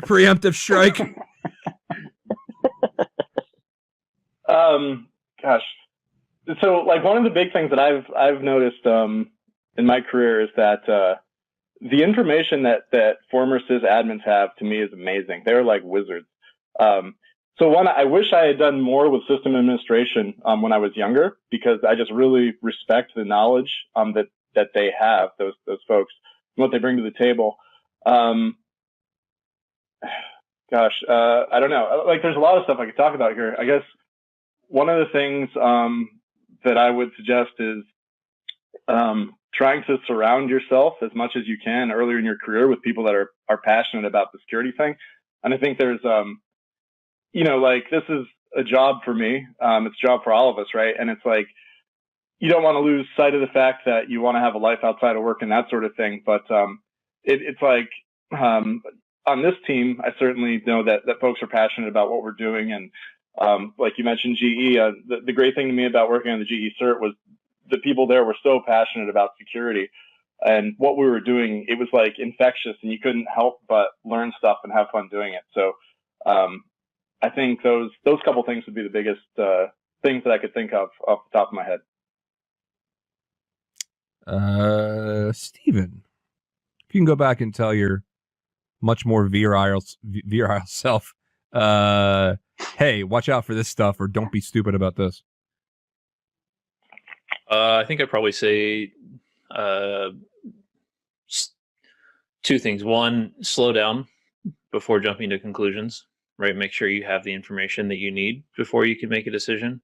And don't just take the initial understanding and assume that that's true. And the other is, don't be afraid to ask questions, to get more information, to talk to people, and just, reach out and say, hey, I'm looking at this, can you help me understand what this is doing? Before you spend time rabbit holing on your own, because, like myself and Patrick have mentioned, there's other people who have a lot of experience and information, and just reaching out to the system owner to say, hey, I'm seeing the system do X. Can you help me understand what that is or why it's doing it? And they may be able to just pull it out of their back pocket and say, hey, it's doing the system for these reasons, and this is what it's supposed to do. Great, thanks. versus, going down your own investigative path to figuring out what's going on, what IPs, domains, processes, all that kind of stuff.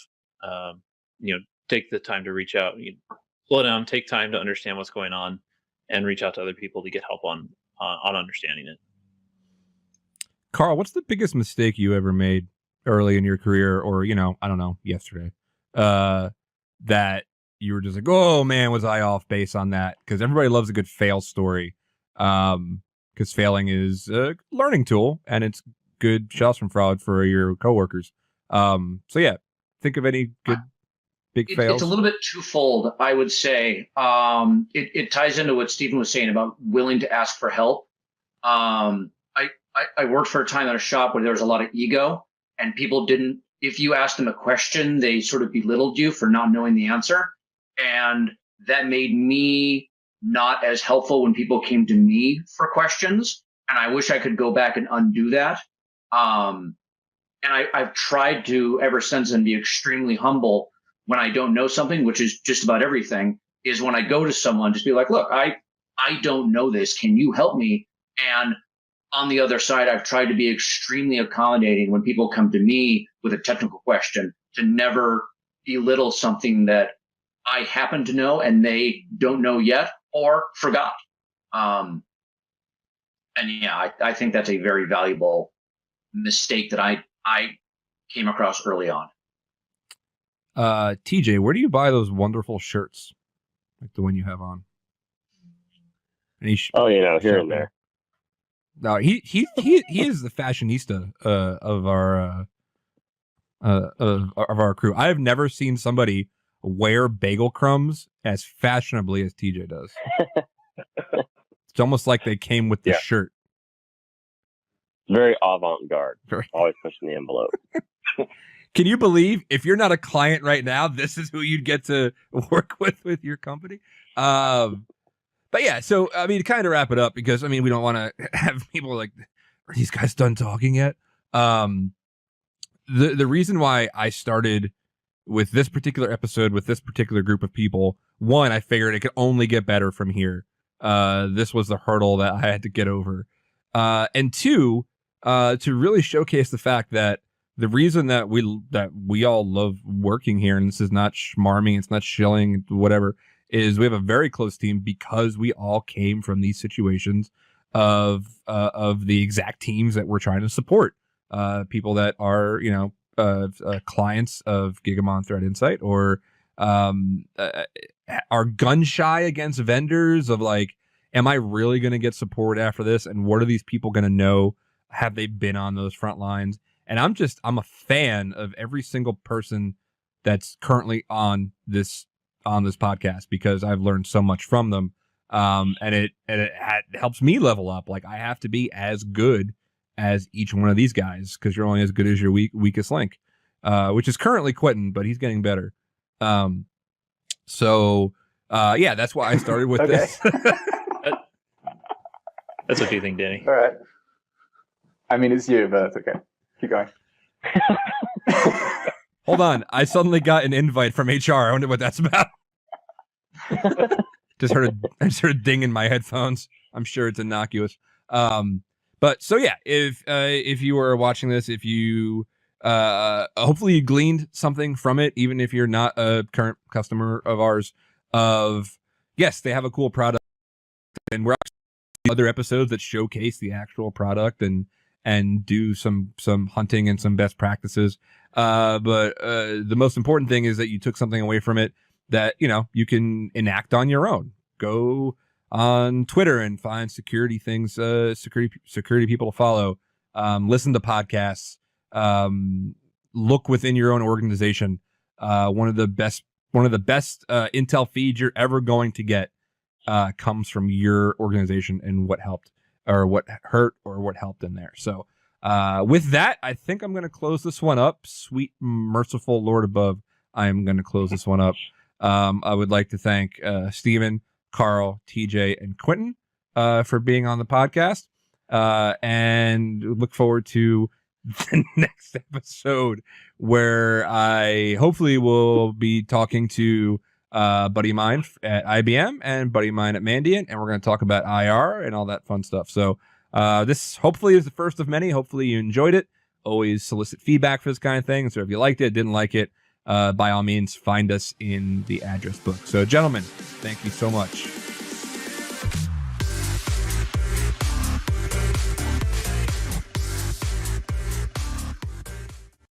Okay, everyone.